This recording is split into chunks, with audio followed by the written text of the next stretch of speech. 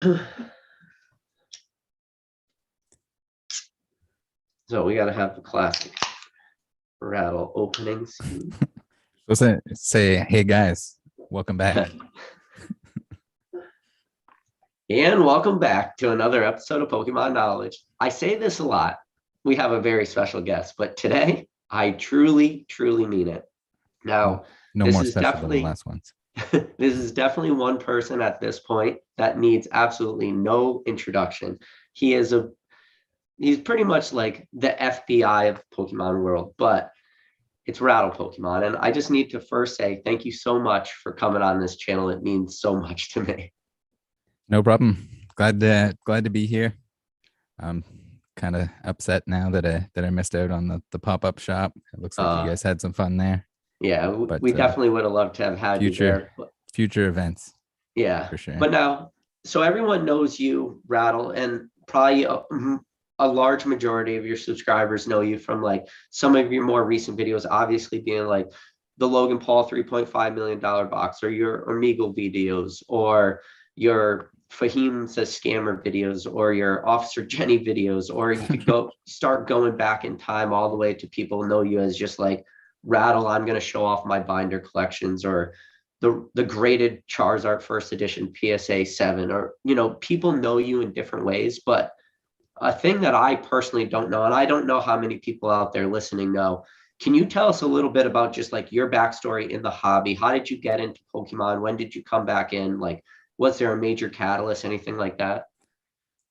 Well, I was one of those 90s kids that was fortunate enough to be right around the correct age when Pokemon first blew up.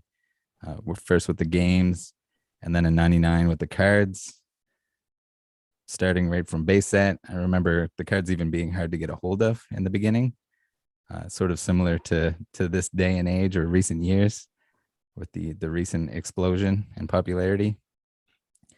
But I stopped collecting once I got a little bit older, and probably into the Neos a little bit. Oh, that's surprising you stuck around all the way to the Neos. Most people are usually outright at that Fossil Jungle timeline. Mm-hmm.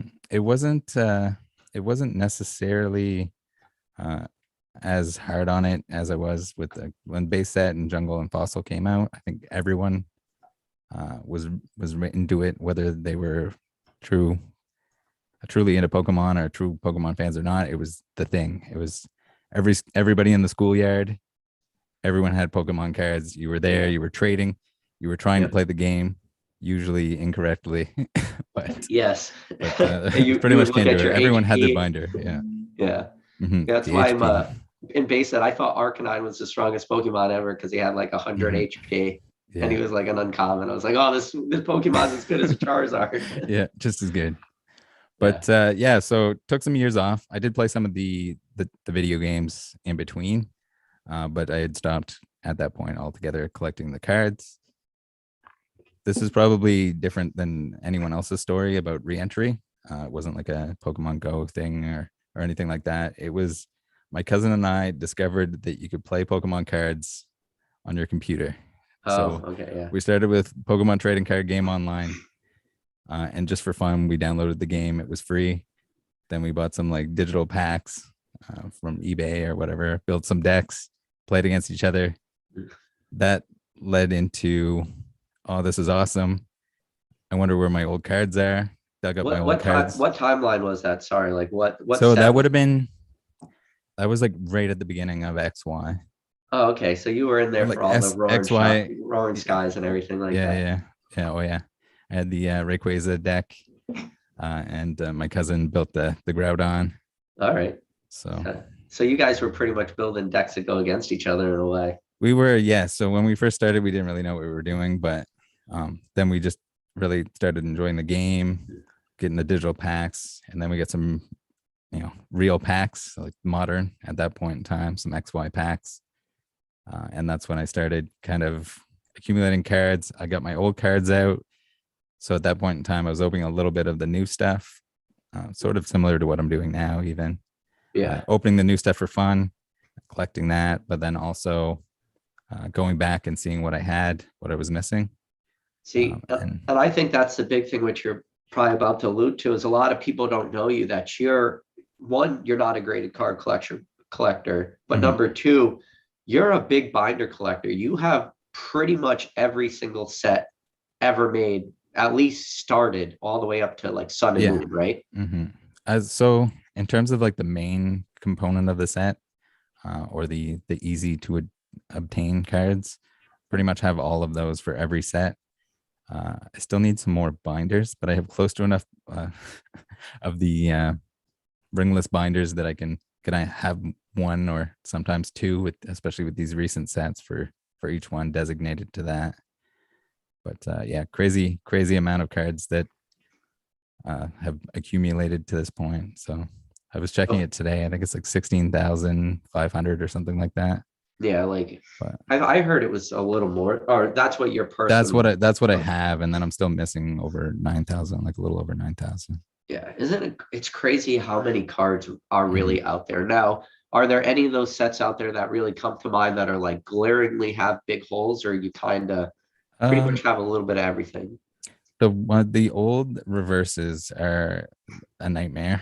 Yeah. I'm So are sure, you, as when you you say old know, but reverses, are you talking all like, so just a legendary collection, mhm. Aquapolis, Expedition, Skyridge, stuff like that? Even all the like the mirror type ones, even Oh, like your okay. diamond and pearl and your black and white. Diamond and Pearl has some Even beautiful EX houses. is a little bit easier to find a good condition because the majority of them, the later EX ones, are more like a holographic card Yeah, and than. especially, and I've said it on this channel before. I like those reverse Mhm. hollows better than I like the hollows for a lot of those later EX sets. You know, Yeah. like Legend Maker has some beautiful reverse hollows. Yeah, I kind of wish they would go back to that a little bit, but Yeah, maybe we'll see something similar to that someday. yeah, But yeah, maybe. the earlier EX stuff, oh my god, it's bad. Even the ones that are inexpensive, it's just so hard to find them that they aren't like curled into a full spiral Yeah, yeah, or that aren't covered in scratches just because there's so much hollow foil on them. yeah. I've talked about just liking those sets, going after the reverse hollows, just not because maybe they're as rare or anything, but it's just they're so hard to find because, like you said, they're just not out there on the market. hmm And it's not that But they're like super popular or expensive necessarily, but just to yeah, track them all down is it's quite the chore. yeah. So I've been a big fan of like your Omegle videos too. So I gotta ask the backstory about that Oh because yeah. the way I think of Omegle, like I don't know if you remember this, like this is going back years ago, hmm but they had like chat roulette. Yeah, And so it's similar idea. That the chat roulette is not a good option now. So the Omegle is basically what chat roulette used to be. but chat roulette used to just be a bunch of people jaying it all the time. Like It's pretty I much Omegle too. Sometimes it depends, like the time of day. If you hit the right time, you can avoid it a little bit. I think yeah. the last Omegle video that went up, I didn't have to edit at all. I think that was the first one ever. So So I gotta somehow got ask, through 8 packs yeah, without I gotta having to ask you, cover anything up. what's your current age according to Omegle? I love that you change your Oh age yeah. all So the. the last one, I'm 23 now, which Oh, is whoa, yeah, yeah. 23. I Wow. thought That's the a same lot better thing. than the 50, whatever you Mhm. were. Yeah. You want to explain to everybody out there what I mean by your Omegle age? Oh yes. So my Omegle age, Omegle in general, I think largely stemmed off my friend Miles, that's usually providing some commentary in the background, and so he loves it. We had done it a couple times, just not recording or anything like that. Just at the end of the night, we're hanging out on Discord and we're like, oh, okay, let's go see what's going on in Omegle, and That's you just funny. run into the strangest people that are, you know, So what was like, all right, now I got to open up some Pokemon cards. Like what was, like, how do you yeah. get So from that to I don't, that? I have no idea how that stemmed exactly, but it seemed like a good idea. Like, an Yeah. I don't know if I thought it would be as interesting as it ended up being because you just run into so much different stuff. And I'm But at amazed the at same how time, it'd many, be very, like, clickable video to like run into I these think, random people, and cool if you actually talk to them afterwards or they like commented yeah. later on Oh, that like, oh, that's me I in the never even video. thought about looking at stuff like that. Yeah. But I always find it funny that you'll be just, I love that every time you're like, hey, what's up? hey, what's up? Hey, what's up? But then you'll always get the one guy that Mhm. just stands there and doesn't say anything, like Yeah. super awkwardly. And you're like, you want to open up some Pokemon cards? And you just stand there and you're like, Yeah. okay, don't turn it off. Yeah. I just Sometimes there's people that just like, I don't know if they don't have the skip button or it doesn't work or like it's too far away from them. because nobody Or stopped at them all day they don't want to except for stand you. up or something to change it. So then I kind of you can hold them hostage there and make them open a pack with you. So it's That's funny. great. So, I mean, you go way back, just when I say go way back, I mean like before all the Pokemon hype or the boom or whatever, but Mhm. you've been really like, uh, what's the word I want to say? You've been really engaged with E4 for a while now. For sure. Yeah. What are your feelings overall on E4 and stuff like that? I think I owe a lot of the the general knowledge that I have from E4 and spending a lot of time on there. Um, Now, do just you in go general, back and that the read older people stuff or? uh I didn't too often, and I don't read a whole lot on the forum now, or at least since the Discord started. I more focus my energy into reading that, and if there's something going on, typically you're going to hear about it Yeah. on there. But Yeah, I go back and I read some of the really mhm, old like forums or old things people talked about. And like I always talk to everybody out here and I'm always like, uh, I'm a big Gold Star fan in general, but mhm, I'm always like, like to warn everybody and be like, listen, there's a lot of unseen forces Gold Stars out there, like Gold mhm, Star dogs and stuff like that. And everybody's like, how do you know this? And I'm like, well, because I went on E4 and I mhm. went back to November 2015 when Rusty bought a bunch of them on eBay. Keep in mind, Rusty's been around forever. He had like a whole stack of just the Gold Star dogs and stuff, and Mhm. then learning the backstory through that. And a lot of this information is there. It's just tucked away. It's all about finding a lot of this Yeah. stuff. Did you saw the video of Card House flipping through the The binders? binders. Yeah. Yeah. Yeah. I've only ever seen like it's almost like a meme, like a clip, like a GIF Okay, of so it. the yeah, that was I think that was Pro Chaos that created Okay, I never knew where the that came the from. GIF. But yeah, there's an actual video that shows like there's like two of each binder and Oh, flipping through all of them. Like it's dude, disgusting. it is that is disgusting. I mean, It's but it's to the point that like and that it's just like everything else that's stolen. People just feel the need to show it off, and that's what's gonna get them caught. Like yeah, had he and not said anything, he probably could have just slowly sold them off over the years and no one really would have noticed. But people don't realize though how much of that it actually exists. Like that mhm, GIF but I haven't seen the whole video, but what I've mhm, seen, it's a freaking lot. So if you saw two yeah, binders just like that is a mhm, preposterous amount of cards. yeah. And are those ones 1 and 3 boxes? So one out of every 72 packs. Okay, mhm, That's for that set. yeah. And it's just, and I always talk about this. Like everyone says Gold Stars, one out of every two booster boxes, one out of every Mhm, 72 packs. And then Pop Series 5, like the Espeon and the Umbreon, the non-hollow Gold Stars, mhm, everyone says one out of 40 packs. But we don't know this. Like yeah, I wasn't the one that did that research. And like there's a very few people out there that did.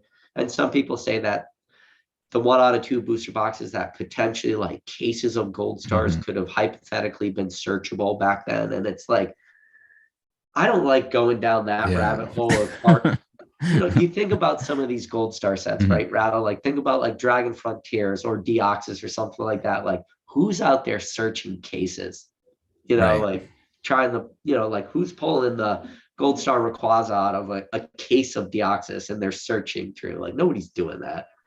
No, and that's the thing too. Just like when it was less popular or not valuable, no one properly tracked a lot of that stuff.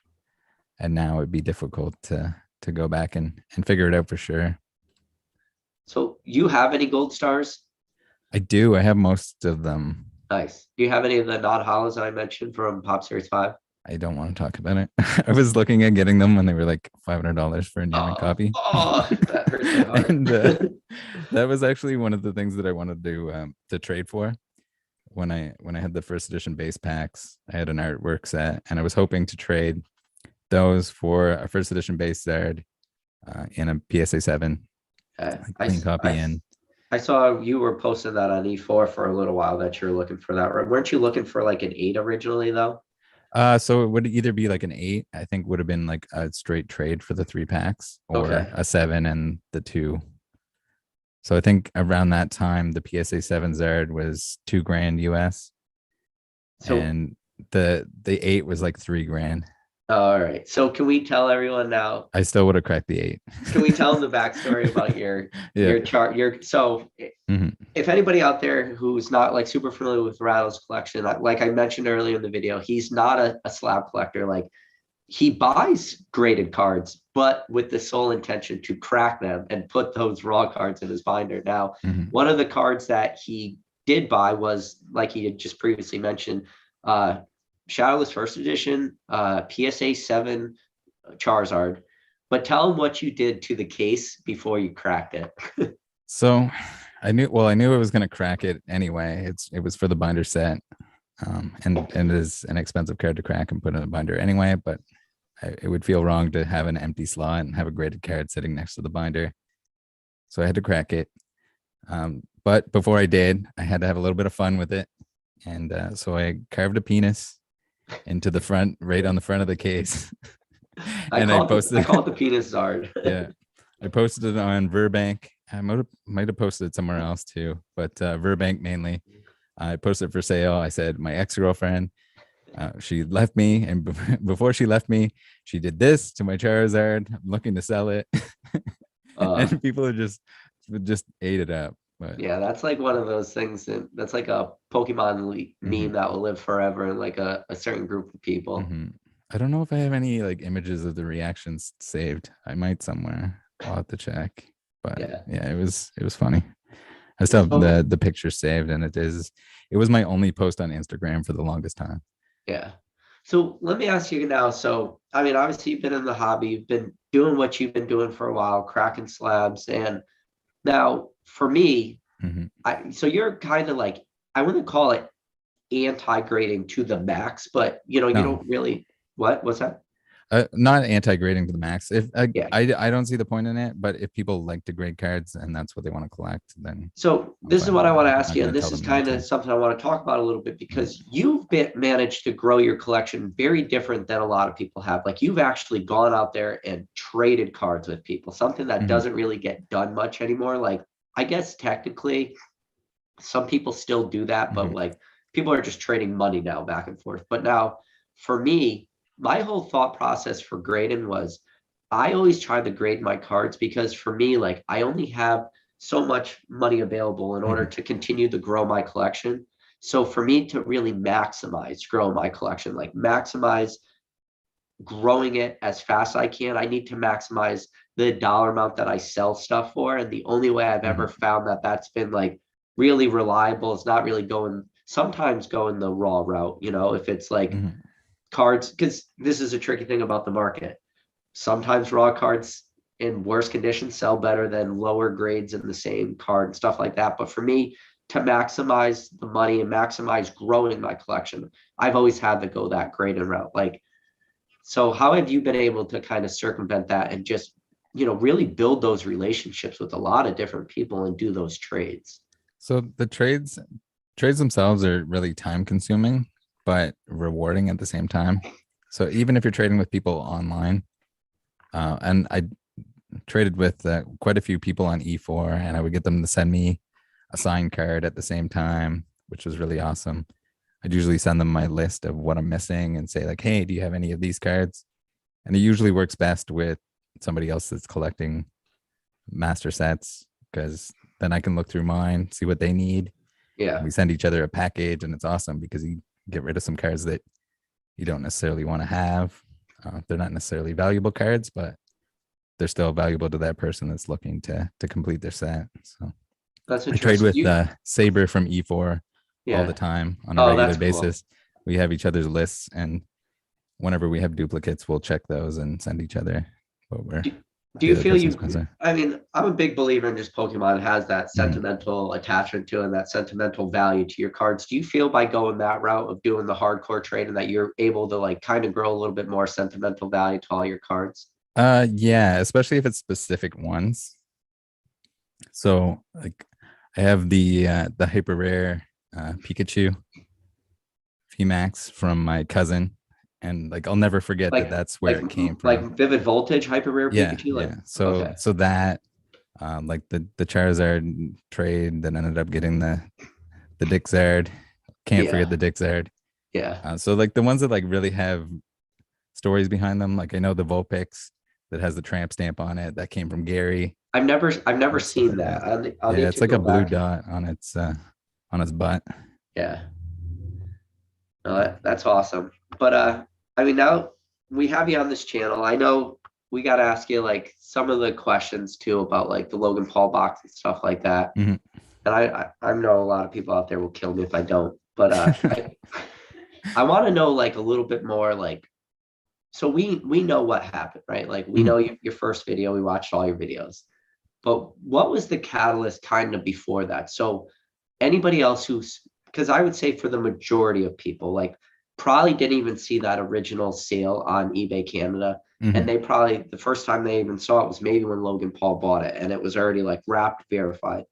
What was like the moment where you're like, there's something different about this case? Like, I need to do a little bit of digging into this. Like, was there that moment or um so I think when I started digging into it, I did see it. It was brought up when it was on eBay, and it was sort of dismissed as like, oh, like this is too good to be true kind of yeah, thing.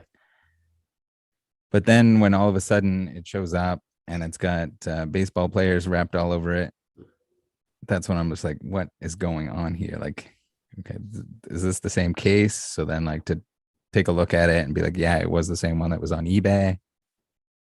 And then there's no, I guess everything was a catalyst for the amount of time I spent looking into the tape and the numbers and the label and everything like that. Because every time something was wrong with it and I couldn't find a match for it, then I moved on to like the next part that could be compared and so on and so forth. But uh, so a lot of us got to kind of play Monday morning quarterback or whatever you want to mhm, call it because we got to like look at that booster box after the fact because you had already done all the work, all the legwork. yeah, Like you know what you did, probably most people out there couldn't do.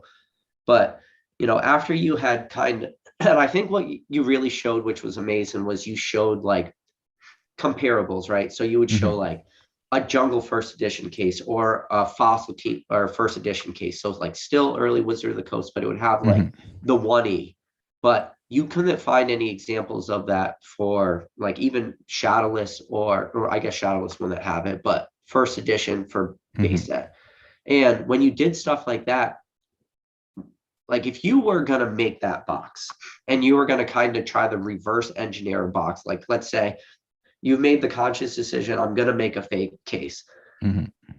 The way you would do it would kind of be going through the same route you went to. So it is very possible that whoever made this case Mhm. was looking at that same jungle first edition case They you probably looked at. were because those ones that I showed in the video, I have many other pictures of cases that people were kind enough to send me, Yeah. and that I kept using as comparisons.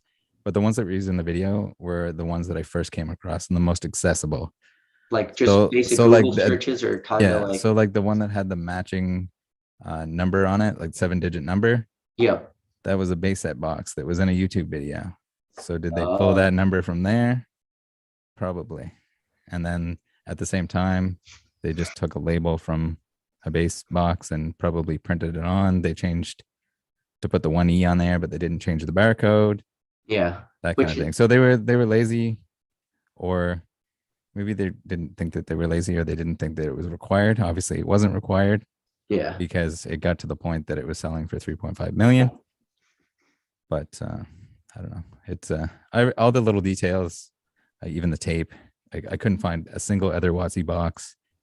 I reached out to even Tavis, who's a Magic the Gathering expert, to ask him about old tape, and just Wizards of He the looked Coast in through his general. magic boxes. He Yeah, couldn't so I find was trying to it. find old magic boxes even, and I couldn't find anything with matching tape. So Did you reach there is a out to chance. Rudy at all from Alpha Investments? I'm guessing probably a million I people asked didn't that. know he did. I did notice that I was included in one of his videos, which was an honor. I think he called me Remy Pokemon or something.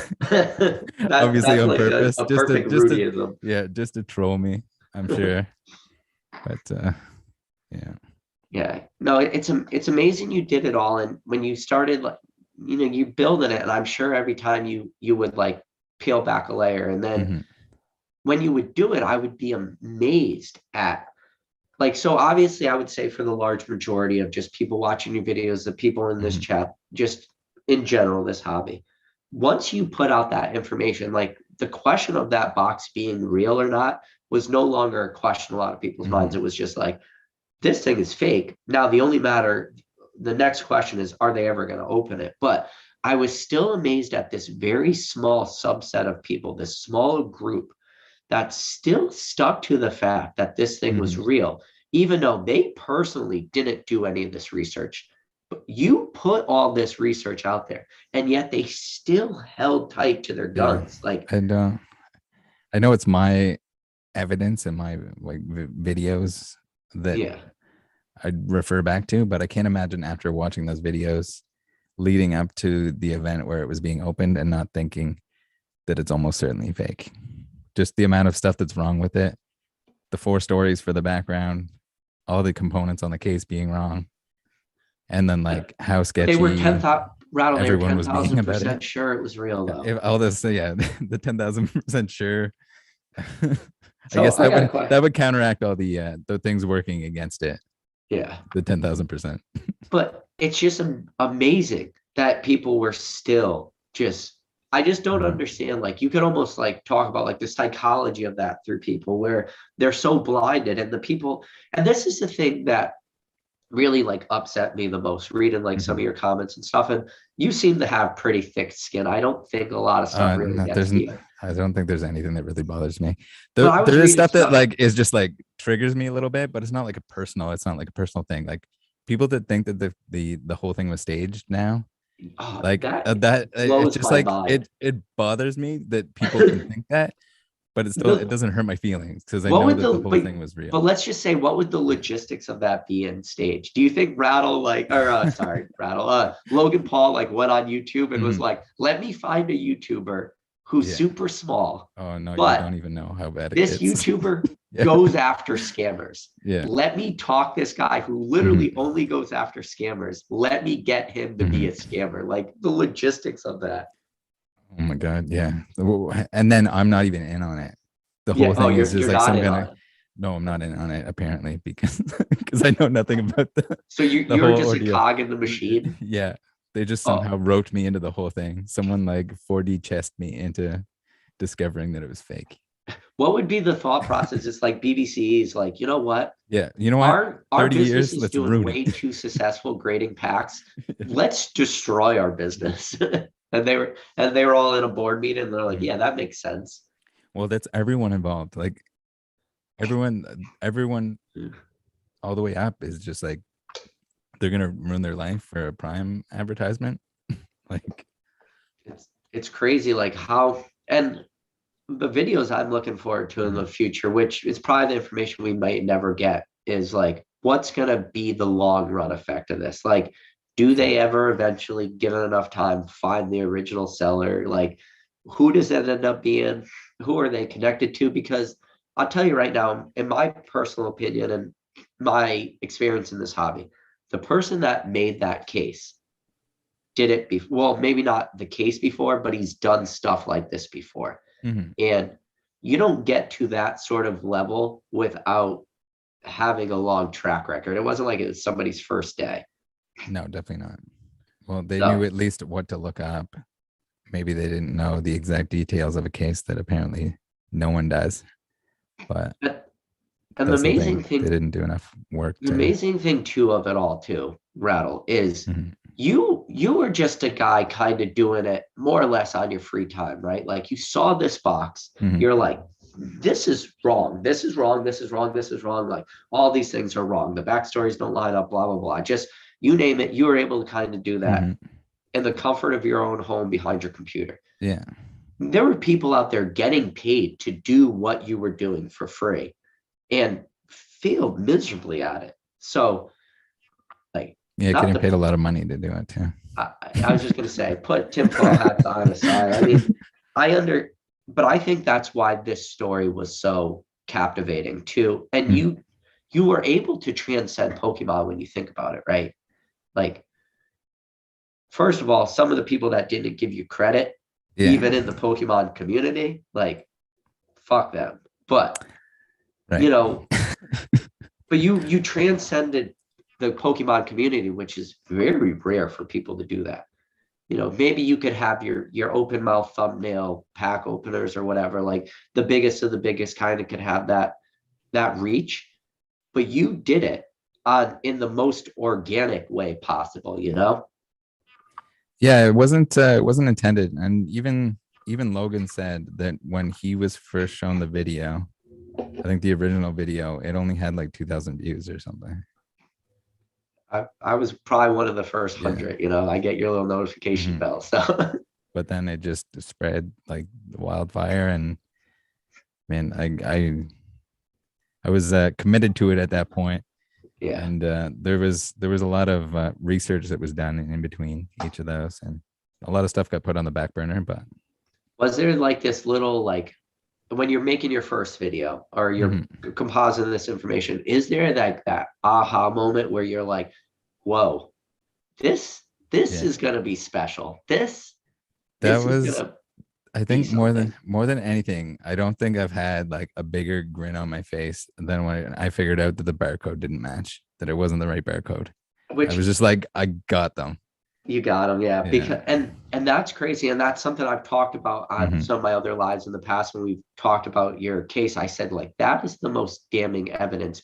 But again, you would hmm still have people come out of the woodwork, Yeah. which would somehow defend the hmm barcode like not The bar, scanning correctly, which has never yeah. happened in So the history of barcodes. if you got a 1E Yeah, in your code, but then your barcode doesn't have it, it's not like they accidentally didn't change the barcode, because yeah. that barcode didn't even exist yet if 1E was a thing. It's crazy to think Yeah. about, man. Because they weren't printing unlimited yet. Yeah. Now, did you find any shadowless cases that you're able to compare? I didn't know. At least not that were indicated that they were shadowless. Because I would be interested. And then, There's the fake one that Jacob had that do he we know? purchased, that he claimed to purchase. So But that was wait the up. one that had the missing first edition box in it. So that one's also fake. Oh, Yeah. So yeah. the shadowless box that he also bought that was real, or he was claiming that it was real, and that's how they knew the first edition one was real. Those were the same faded boxes, and the 1E, or the not the 1E, but the one with the first edition stamp on the box that was missing, that Steve from BBCE pointed out, Yep. that was in those pictures of the shadowless box that Jacob claims he purchased. So like, the dude, not only did he lie to me about everything because it all conflicted, so Yep.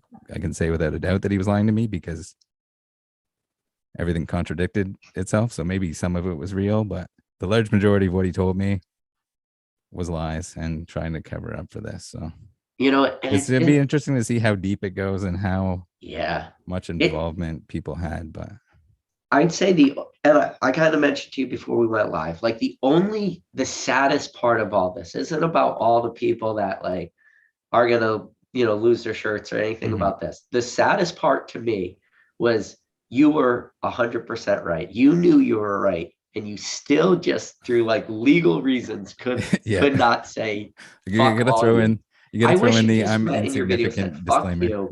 I'm 100% right. Come after me, like open that case and I'll prove it.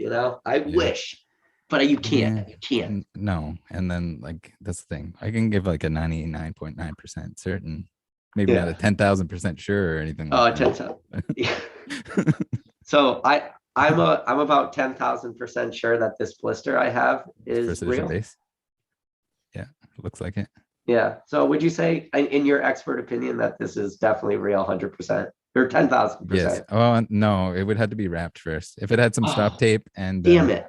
I Baseball should have slapped players. some stop tape on it. But do you find it like just, I mean, now that you've been in the hobby and you were through the meme part, right? You were through the meme of the first Logan Paul box break and the Hmm. $30,000 Bulbasaur and purple energy cards and Oh stuff like God. that. Yeah.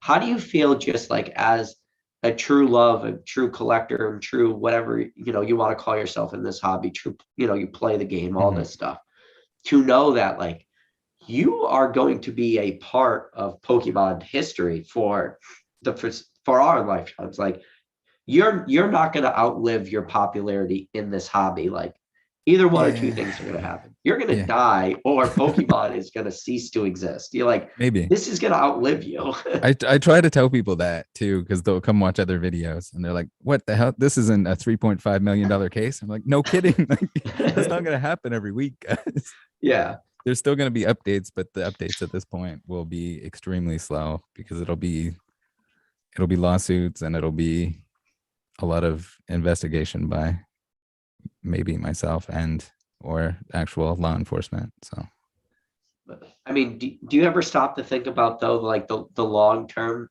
like you put your name out there like this, mhm.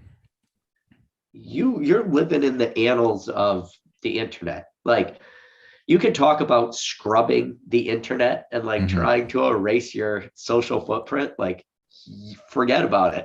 Like No, it might be there at this point. People are putting me on hoodies, I hear. And yeah, basic. We're gonna have I basic saw trainer. Basic Trainer in the chat there. There he Yeah, is. he's one of my mods. He's actually gonna stop in later in this chat just to say hi before we end it. So you guys could talk a little bit. But I see a lot. Yeah, speaking of the chat, I see a lot of familiar names in here. Basic Trainer, Chevals, Professor Oak, Pikachu, say booyah. Uh, are you noticing some familiar names from like your channel too? Yes, I know Blasty definitely stuck the link in there. So like, all right, so you did all this. So obviously Logan Paul has reached out to you now. Mhm. Do you like I don't know how to say this in a way that works because you didn't do it for anything. You didn't do it for money. You didn't do it for product. You didn't do it for anything. You did it because like that's your Officer Jenny. Like that's what you Yeah. do, Yeah. So well, that's what I do. Um, I definitely did it in part because I enjoyed it. Um, it was fun digging up the information and every little bit that would come up that would, be another tick in the box on why it's not real, Yeah. just fueled it even more. So it was just like this adrenaline filled, like I keep finding things wrong with this and feels pretty great. But at the same time, um, the more I don't know, there's this like certain realization that there's a lot of people that don't want to get involved in the Pokemon community. And I feel like maybe that's my niche. I'm the guy that wants to get involved. I'm not Yeah. going to paywall any of this stuff. I've had people that told me, why didn't you deal with this behind closed doors and whatever? No, I think I everyone should know about it. yeah. Why I've shouldn't everybody know I've about had fake people cards or message some stolen stuff cards? to me before like that. Hmm. Yeah. Yeah. So, It's amazing. Like there is that uh not so much paywall in it, but there is like a lot of those backdoor deals, a lot of super hmm. shady stuff. Like I've talked about it a lot of times to a lot of different people in the chat. Like one of the biggest farces, in my opinion, and one of the like the storylines that I feel gets portrayed out of proportion all the time is people will constantly say like, this is the biggest public Pokemon deal, or this is the Hmm. biggest public deal. And a lot of that is BS because if you can go out and get more money in the open public than you can a private sale, 9 times out of 10, people would normally do that. But what Hmm. happens is a lot of times it's not just all money being traded hands, right? Hmm. It's, I'm going to give you 100. So I'm going to buy your Illustrator Pikachu. I'm going to give you $100,000 cash, but all the rest of the trade is just going to be other cards. Yeah. And, and then as the trader, I get to value those cards at whatever price I want. If I want to say, oh, well, I gave you $100,000 cash, but now I'm going to value the rest of my trades at the peak of market, I just made $1 million trade and no one could call me out on that. Like, I I think hate we've that seen even more of that storytelling that people recently. do. Yeah. And I think a lot of that happens, but somebody who maybe won't be as much in the know, they'll hear that story and they'll be like, oh, well, the largest Pokemon deals don't really happen in public. They all happen in back doors. And it's like, Mhm. yeah, but there's some money being traded hands. People aren't paying cash. People aren't writing this shit off on their taxes. Like, there's so many little nuances that go in with that type of wording. Yeah. Every now and then I'll get a little bit of like oh, you're just teaching people how to scam. No, I'm showing people that this stuff exists. You need to be very careful. You need to protect yourself, whether it's smaller transactions. Make sure you're buying from people that are trustworthy and that you have some sort of backstory on this stuff, or So, you know how to check it yourself. so what's like, yeah, I mean, you must just have tons of people reaching out to you now. Like, I reached out to you a while ago, but luckily before everything exploded, because Yeah, you probably makes wouldn't have sense. responded.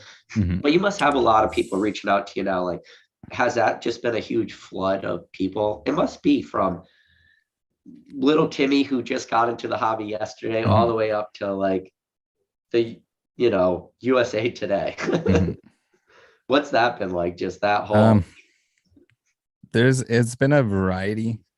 And yeah, you got a little bit of a pass because you did ask me before any of the explosion here. Okay. Um, because I did have to unfortunately turn a lot of people down. I don't know how many podcasts asked me, "Hey, can you come on?" I I just take don't. I that don't as a have time huge for them compliment, all. so thank you. But yes, I did promise you beforehand, and yes, I would like to um, be on others with other people. But the thing is, I got to space them out a little bit because I still have to do all my regular day to day, plus keep creating videos Oh yeah. and doing the other content. Not to mention, still looking into the fake case stuff. There's a lot of stuff. I need to keep working on the next thing as well. So I don't want to So spend too much time just talking to a bunch of people about yeah. the Logan So case over so and over again. without like giving away anything, but is there more to the story? Is the Uh, story just beginning? I wouldn't say it's just beginning, but it's definitely going into a new arc of Dude, it should be just as juicy. I'm It just is excited. going to take a lot longer for this part to transpire. It's not just Jacob feeding me messages and and me looking at a box to see if it's real or not. Yeah. Did you have to like weed through a bunch of false information too, though? Um, yeah, so that was a hard part because it was frustrating in a way to talk to somebody that's going to lie to you constantly because you're just like, am I just wasting my time here because he's just making stuff up? But at the same time, if you gather it and kind of organize it in a way, you can pull certain information from that still. So the more Yeah. people want to talk, the better. Yeah. I get a Going little back bit to of criticism for the Micah call because I didn't talk enough or let him talk over me. But that's the thing. Like I don't need to talk to him if he's going to answer all my questions yeah. without me even Well, saying anything. what I've said to people on like chats like this, where I don't think a lot of people really do these like longer style videos, is because if you do a longer style video, like Mhm. given enough time, like people say things that are either false or they say things that kind of like expose them. Mhm. And I think what you did on that phone call was that's how I took it, as you were trying to just let him expose himself, you know? Mhm. Well, I had a list of questions and he answered most of them without me even asking. And then towards Yeah. the end, I asked him a few of the ones that he didn't get into, but And that then, was about it. so what I found most fascinating about that was the timeline for a lot of things he said. You know, he was Mhm. talking about and a lot of the stuff he said was very true, like talking about certain like, you know, certain blister packs, like the older ones, the Mhm. cases, the fronts definitely fell off. And like shadowless ones were very like notorious for doing that. And he was right when he said that there was Mhm. entire cases. And I talked about this on like a real old video of mine that I had. I had one of those blisters and the plastic fell off. And I instantly thought that it was some sort of reseal blister, but it was just like the factory, the glue. But what was amazing Did you open about the that, pack? what? Did you open the pack? I opened the pack to verify it was shadowless, and it was. So, and Okay, I yeah. didn't pull a hollow. It's just like a waste. No. But Uh, but what he talked about is doing that in 2016. And what I try to warn people on my channel is I'm like, mhm. resealing stuff like this, it might to a lot of people seem like a new problem, but he was doing that 5 years ago. Yeah. So you could, who knows how many people actually still exist out there that have these blisters Mhm. and bought them 5 years ago. And there's not a, like a question in their mind whether this thing is real or not, because they're going to say to everybody, I bought it before the hype, or they're going to say people weren't resealing these back then, or they're going to say people don't reseal blisters, like all Mhm. this stuff. But like you shed a huge light on just that. Yeah, sealed product is dangerous. And I kind of got into it, just like the more layers that are on something, especially if it's cardboard box, are just like the more and more difficult it becomes to authenticate it. So Well, I mean, no one could really authenticate a a cardboard cardboard box, though. it had stop tape though. It had stop Sorry, tape. stop it. The tape I was love that that's the like tape was put the on there by Wizards of the Coast. yeah. I love that that's the ride or die for people, Yeah. It's like this tape was put on this box. This Yeah. can't be The fake. tape doesn't match any other tape from the Have you internet. ever had like a Someone sealed brought their case? own from home, I Have you think. ever had a sealed case delivered to you in the mail where Yeah. they just like slap the shipping label right out over like what Mhm. it is? Dude, that box gets delivered to your I don't doorstep. know. I don't know if I've had it over top of the label because usually Okay. at least all the modern ones are all on the end, I think, All at right. least here So for the most part. But Pokemon Center in America ships if you get Pokemon Center okay. ETBs, they Okay. come in Yeah. cases of 4. That's how they ship them. Just with the Right stop over tape top. on it and everything, they stick the Mhm. label right over it. By the time that thing gets to your doorstep, it looks exactly like that booster box or that Yeah. case you Yeah. had in your video, like the same wear and tear. Like Hmm. if you want to fake that thing, all you got to do is just let the U.S. Postal Service deal with Yeah. it Just for a week. just ship it Yeah. without outer packaging. But yeah, I do want to. I know your time is very valuable. I do want to open up some, questions to the chat if anybody has questions for you, because so yeah, there's a lot of things I want to ask you, but like I keep going back to like what like how this transcended Pokemon was. So you put Hmm. out your first video. You have like 1,000 subscribers or whatever. What was the moment where I mean, I'm sure maybe like that day you went back and you said, let me look at my view counts, or the Yeah. comments started rolling in or something. What was the point where you're like, whoa, this video is about to do something? Uh, that one there. I mean, even for the time being, it was a lot of views off the start. I mean, if you make a video about a Logan Paul box, it's bound to get a couple extra clicks. But at the same time, I don't know. It started taking off. My original goal was to have 1,000 subscribers by the end of the year, like even late into the year. That was what my aim was. And then all of a sudden, like that first video, and it just started like ticking up. And I think it was like Jan 1 or 2, and it was already at 1,500, and then it just kind of took off from there. I think it took off probably the hardest after, I don't know, right up around like the time that Logan announced that he was going to open his stuff. Oh, it went up. I It think took it went that up much. even then. Yeah, I didn't really pay close attention to like what the biggest jumps were, but that whole process of those videos just got people super fired up, and then also the Logan video itself. And It's crazy. Just crazy to think about. And it's crazy to think about like what you were doing before this to you and what you've continued to do after this. Like you were just making your mhm. videos, you were making your pack opening videos, and Yeah, you're those are just for fun. I mean, if they yeah, don't I get mean, views, they don't get views. I enjoy opening packs with friends, and we drink beer and open packs, and either in real life or over Discord. And no, I it's mean you were doing that yeah. forever though. I remember Mhm. seeing those Yeah. videos way back when, Yeah, that was ages ago.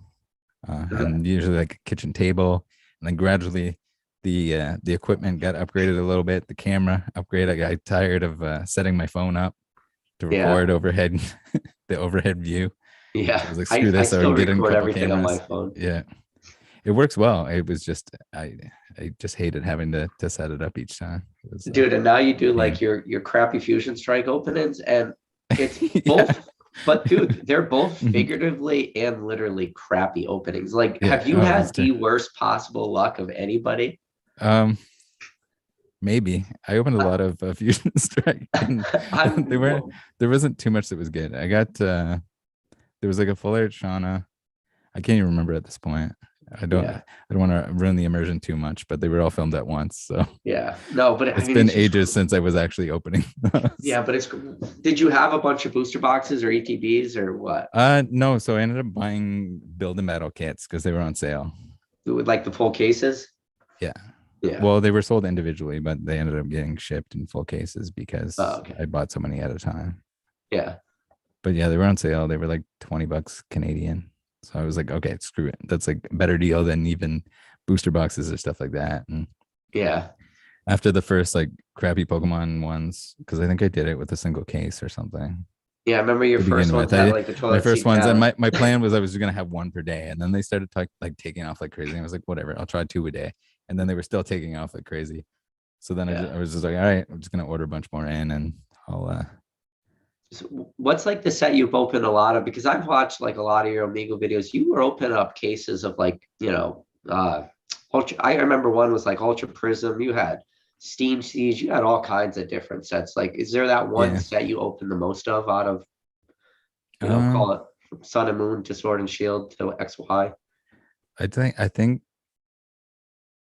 definitely Fusion Strike has got to be more than anything else. Like I have a stack of duplicate reverses on my desk right now, and it's Oh, yeah. ridiculous. The fact that But you pulled reverses, duplicates for Fusion Strikes is impressive, yeah, bro. so That's a it's huge. such a big set that you can kind of justify opening a lot more, but at the same time, I opened more than I should have, I would say. But it was a good deal, and we've got to make the crappy Pokemon openings and some content. I can't wait till Brilliant Stars comes out because that'll give me something new that I don't have any cards for yet. So So it's always a good feeling to open a pack, and everything from the pack is something I need so for my binder. so Brilliant Stars, how many Charizards are they saying right now? Five? Yeah, there's five. So it's So basically it's like Flash Fire yeah, basically. but Flashfire had seven though, right? Did it? Yeah. I think it had the five, and then it had The two secret rares? the two secret, and then the third secret was what, a Kangaskhan, right? Something like that. I think the last card in the set was Kangaskhan secret Maybe. rare. But I mean, think of how well Flashfire has just done, like Mhm. being a Charizard set. Now, when you look at Pokemon and you and obviously being a collector first, do you look at like the financial sides of it all? I mean, you can't. There's no Um, way you're ignoring it, right? no, I don't ignore it, and I base a lot of decisions on that, but I also make a lot of collector over value decisions. Like opening packs is, in my opinion, never a better value than just buying the singles when they're Well, yeah, obviously. older. But it's not as fun. Welcome to the club Yeah. of a lot of green coke. So that's just like I get asked all the time. It's just like, what set should I open to make money? And the answer is don't. Yeah, Almost always. Like other than certain stuff, like celebrations when it first came out was to the point that you could almost open it for free if you were selling off duplicates and you had enough of the set. you It could, was because very close to when you break think even. about just the celebration pack, every product always had Mhm. those little extra, like normal expansion pack sets. Like that Yeah. shit was free Mhm. if you were selling. Yeah. So I opened a lot of celebrations, but I also like sold off a lot of the dupes What to uh, justify opening them at the same time. what was your celebrations chase card? Mine was the Umbreon Gold Star. Um, Oh, I didn't pull it yet. I I couldn't pull the chairs out. I opened a lot. I don't know if I necessarily had any particular chase card. I liked the promos a lot more than I liked the actual set. I'm not a huge fan of reprints. So the cool like level X throwback stuff where it's a Pokemon that shouldn't be a level X, but it's a level X, I think that's cool, and I think that would have made for a better set if it was a lot Yeah. of that stuff rather than Like the Delta the big species brands. Mimikyu too is pretty. Mhm. Yeah, all those are. I find those are the highlight of the 25th anniversary. I So know, you're, unpopular opinion because most people want like the starters, but I don't well, know. I have a you're Mao, how do you, I can't even say the name. Mawile. Mao Wow. Yeah. Just had a little stroke right there trying to say the name. But that's just a crazy thing that you're even a fan of that. But I mean, there is a full art one, right, from XY. So XY, there's a promo. It's Oh, pro. an EX and a Mega EX, and it's Okay. in a box. I had the hardest time getting those in good shape because they're all Yeah. damaged straight out of the box. Oh, or was it one that had like the plastics crimped down on the top and bottom? Yeah, Oh, yeah. So they were all that bent. that stuff still gives me nightmares. So When I I, don't know how many I ordered, but at the same time, it's not the end of the world because I have well, I'm now on my second Mawile binder that anytime I come across extra copies of Mawile, usually if I'm opening with friends, I'm just like, that's Mawile tax. You got to set yeah. that aside for me because they're usually comments. Yeah, oh, they So are. Well, yeah. when I sent you the packs I sent you, Mhm, I put three of them in there, and then one of them was a reverse house of four total. mhm. And I was like, when you told me what your favorite Pokemon was, I was like, where do I start? Where do I I don't find those? like this isn't Yeah, a card that's like, oh, well, yeah, let me go to this section of my yeah. collection. It was like, no, Like let the me pull out Charizard section the or box something. of bulk. Yeah, go through the bulk and try and sift through them. But yeah, I was buying collections for a while too, which really helped with that. Yeah. To Did start you open a off, lot of black and white stuff? I did not. I don't think No. I don't know if I've opened any black and white, to be Oh, honest. really? I might not have opened any. I have a lot of black and white, but it was mostly through buying collections and singles. Yeah. So we'll go to some of the questions. Pikachu said, Poké Knowledge cards. I would like to hear Rattle's take on Gary, especially everyone involved telling him the case was worth more sealed.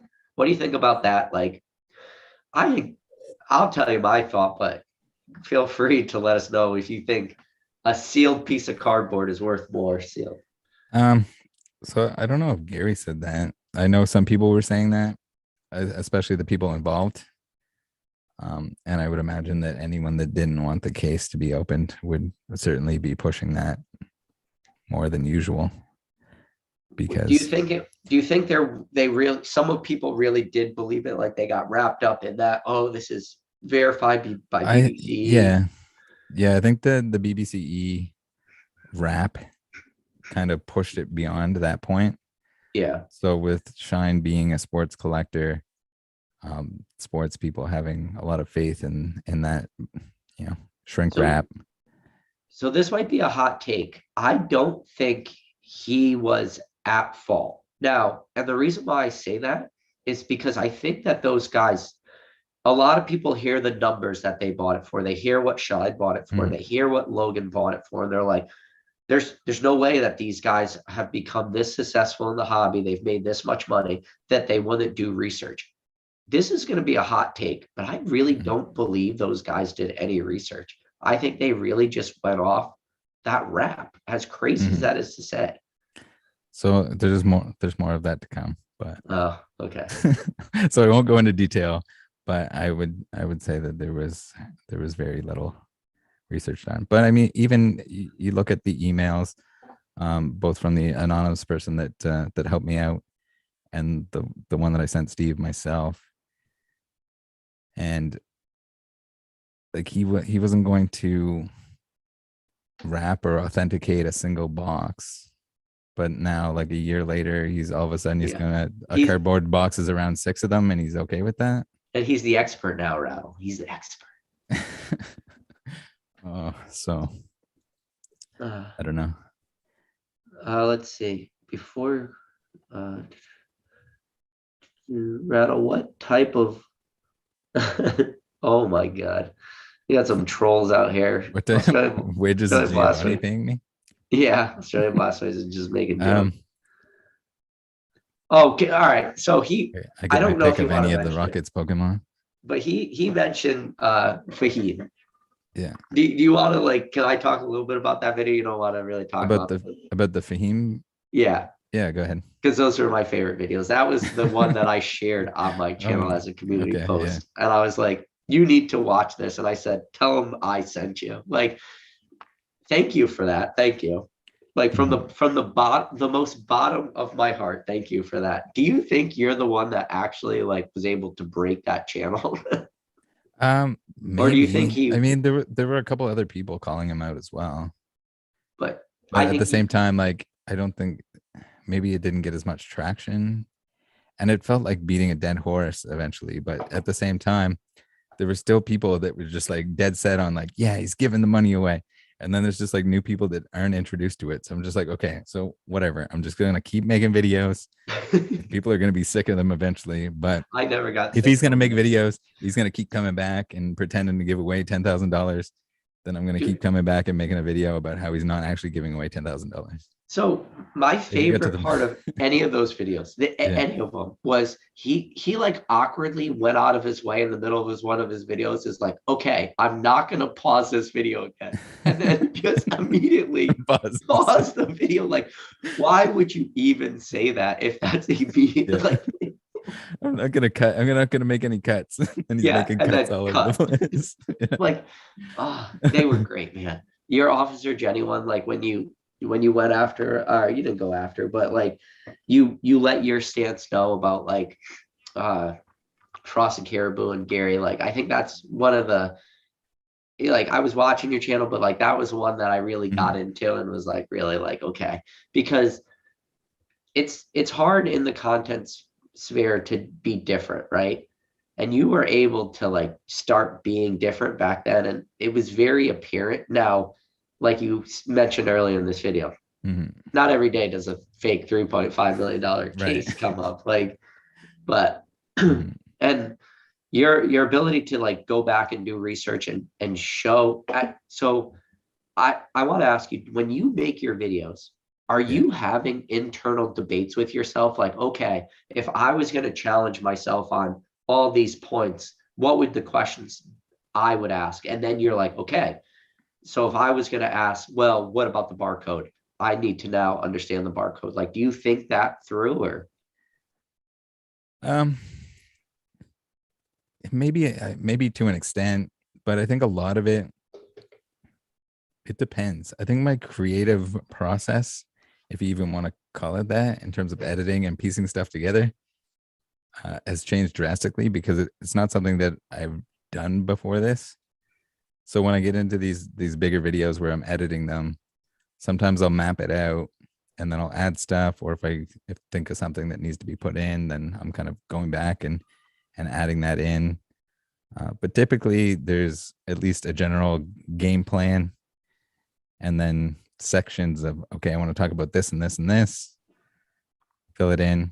I gather usually if I'm cutting something up to analyze it, then I'll cut that up first and then I'll try to fill in the gaps. But in terms of I, editing and stuff like that, I'm total amateur.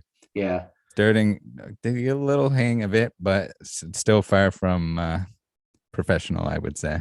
yeah, I'm the same way. I'm still like, I'm because of this channel, like I've learned how to Mhm. edit a little bit. Like my last video I made, like when I went to the pop shop, that was like my first real attempt at editing. Mhm. And it's a very new thing. Editing takes a lot of time. People don't realize It that. does. I feel like it, well, once you do it some more, like it takes less time. Once you get Yeah. used to stuff and you find like the little like The shortcuts. shortcuts and stuff like that to do exactly what you want to do. Yeah. It also depends on the type of video, how much cutting you're doing, how many different sections you're doing, and stuff like that. But yeah, that's why the opening videos are good. It's just a click, record, go all the way through, and end it off. No editing, perfect. But those are for fun. Those are for fun. They're not Yeah. the try hard um, investigation videos or anything like that that need to be pieced together. Yeah. So Joshua asks, he's kind of a hot take. Do you view collectors as superior to investors? I I think this is easy answer. Collectors superior to investors? Yeah. I don't know. I feel like to be a good investor, you have to collect to some degree. That you stole my answer. That's exactly Is what I that was your gonna say. Like, answer? I mean, yeah, like to because be if somebody's you my see this all the whole time. If you're not interested in Pokemon, don't don't invest in Pokemon. exactly. You're Yeah. wasting your time and money. My whole thing is if you want to be successful investor wise, like people watch the market on a day to day and they're just Yeah. like, oh, Chilling Raid booster boxes crashed down to $80. Like the hobby's over. Hmm. Pack it up. Pokemon needs to file for bankruptcy. Like it's Hmm. over. And it's like take a deep breath. Like, no. That doesn't mean the market's over.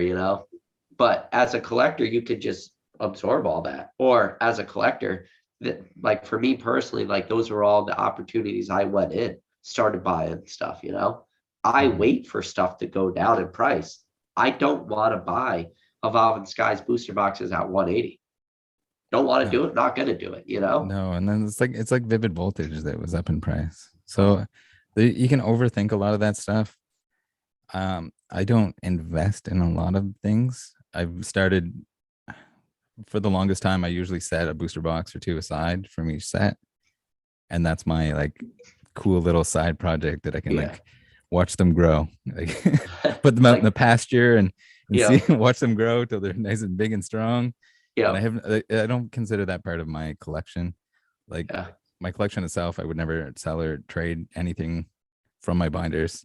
yeah. But I the compare sealed booster stuff, I box. don't really. I say booster boxes are like mushrooms. You Mhm. feed them shit, you stick them in the Yeah, dark, and you see if they grow.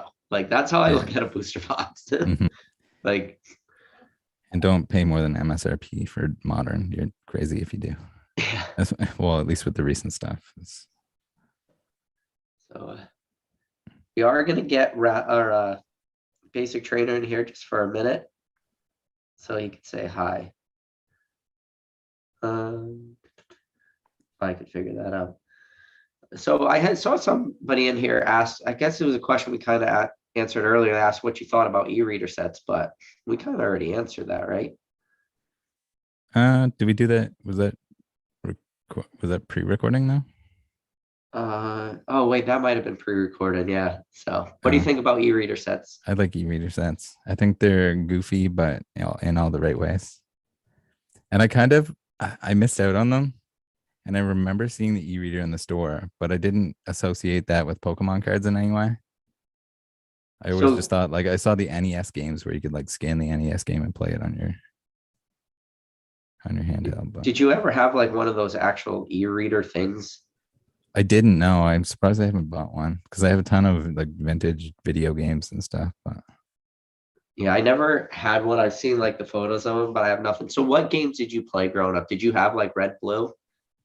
yeah, so I had red and my brother had blue, so it So worked you out could really trade well. back So and we forth could to trade each get other. all Yeah. 150. When the Were you game in first those? came out, we were over at our neighbors across the street and we would just play his. He had the Super Game Boy and we'd play it on the TV. Oh, with the little cartridge in it. Yeah, the That's cartridge with the cartridge. he must have been the rich kid in the neighborhood. He's not necessarily rich, but he got the things right away. And so of course we play that and we're hooked. And then we run back across the street and we're like, Mom, Dad, we need we need Pokemon right now. Yeah. So we both Now, needed a Game Boy and we didn't have a Game so Boy at that point. But so growing up here, I had a Toys R Us near me, so mhm. I played in the league growing up. Did you have Toys R Us, or did you have like a place you could go play in the leagues growing up, or did you not really get into the actual TCG till, like you said, XY? So nothing like official wise. I didn't play any of the tournaments. I'm not sure if we did have a Toys R Us, but I'm not sure if they had organized events. They probably did. We were more interested in trading each other, and we did play some, but like I said, we probably weren't actually playing by the rules Yeah, as well as we should with the turn based and attaching the right amount of energy or anything like that. yeah. So I think we got basic trainer joined in the chat. I'm not sure if we did. He's here, the man. Of course, he's wearing the hoodie. Probably did. So, I gotta ask. Okay, Great. so I had sent We didn't play you. some, but us standing in the Oh, line outside yeah, of actually the playing by pop the shop. I rules. had sent you a photo of him with Yeah, that as shirt well as on. you should with the turn based and attaching the right amount of energy or anything like that. Oh, do we get your feedback? Maybe.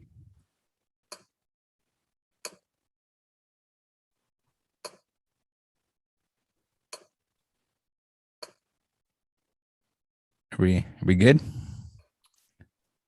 PK, I think you're maybe muted. So I had sent you that photo of us standing outside. Did you see that earlier? Did I see the photo Yeah. standing outside? When we were standing outside the pop shop of his Oh sweatshirt. yeah. Was I that the think I first? saw. No, I think I saw the somebody took screenshots of the opening before I saw your message. Basic, feel free to say hi. I'm sorry, I don't know what happened there for a second, but what's going on, PK? Rattle, what's going on, dude? Hey, What's going on, my welcome to guy? the call. Hopefully, you're not mad that I got your face on my No, on it's my okay. Rattle, if you need his Yeah. address to slap him with a lawsuit, Yeah, you let me illegal know. Rattle merch. That sweatshirt was only supposed to come out in 3 months. That's right. Hey, you got to make that happen, man. It will sell out faster than MetaZoo. Stolen from the print facility. One of my favorite comments in one of your videos was the guy saying, "Hey, you need to look this guy up because he stole your face on fake merch. You know, this guy's Was it got on the some video? blockbuster fees." Yeah, it's on the video. Do some research on this guy. Maybe.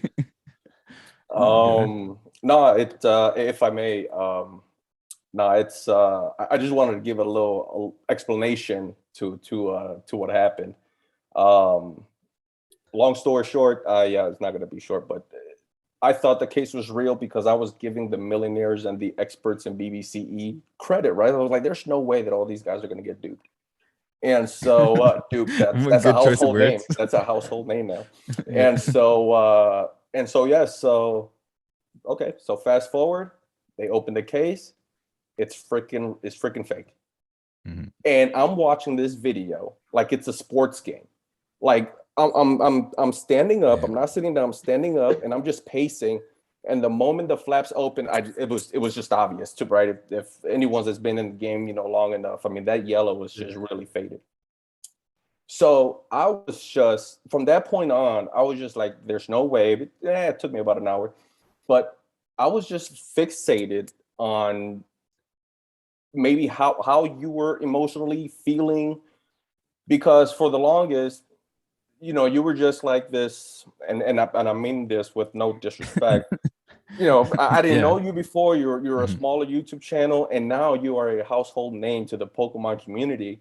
That's a and great so question.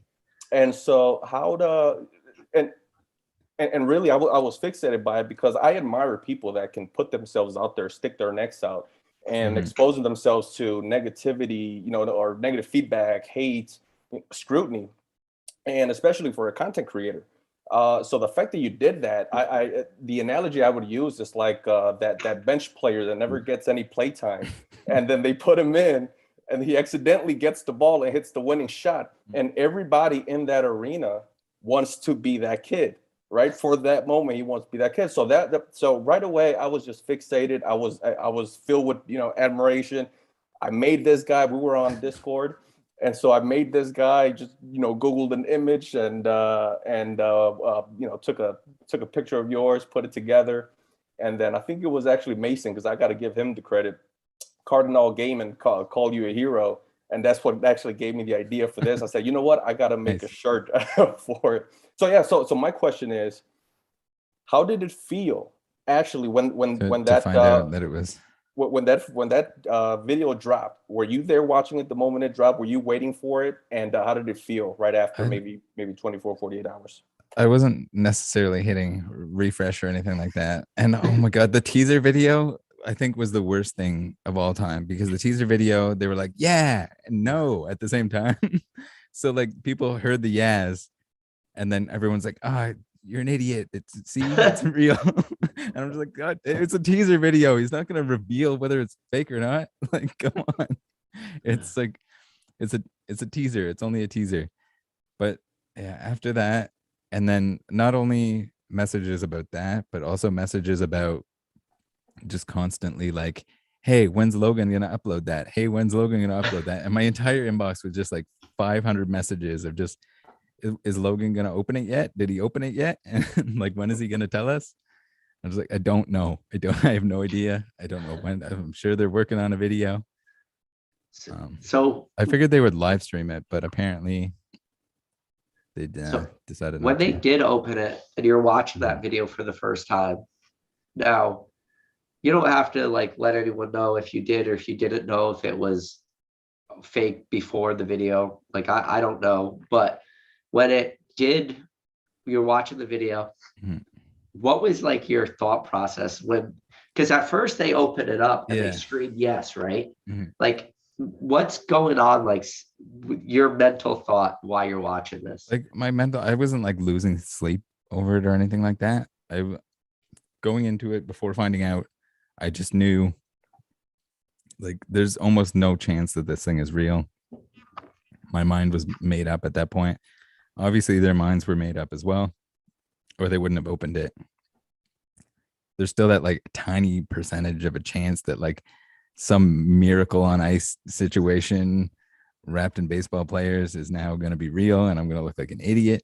But but but I don't know. That's a risk I was definitely willing to take, and I'd take that odds. I'm not a gambling man, but if I'm gonna gamble, it would be on that sort of situation or those odds. So did you expect it to be Mm-mm. GI Joes? No, that was a complete surprise. I So still want to know if the other boxes have GI Joe as well. so I would send you these packs, but they have my fingerprints all over them. Oh yeah, and then I can send them to Logan, and then we'll Yeah, frame. the last Maybe thing you I were need behind is the my whole thing fingerprints all over GI on Joe GI Joe. packs. Yeah, wipe them off. But I don't want to be a tinfoil hat conspiracy theorist, but Basic Trader did have 4 booster boxes of GI Joes. Oh, So have you sold any of who? those recently? You know what, Chad? Like I six think I booster found boxes out worth? who really did it. It's Basic Trader. No, it's really. So I bought those almost instantly, right? Because one, really, I never knew even that GI Joe packs existed. Mm. So when I saw it, I just thought, oh my god, that's so cool. Whenever I see something and it's that dirt cheap, it's worth the scoop of just to have as a Mhm. display and just have it there as memory.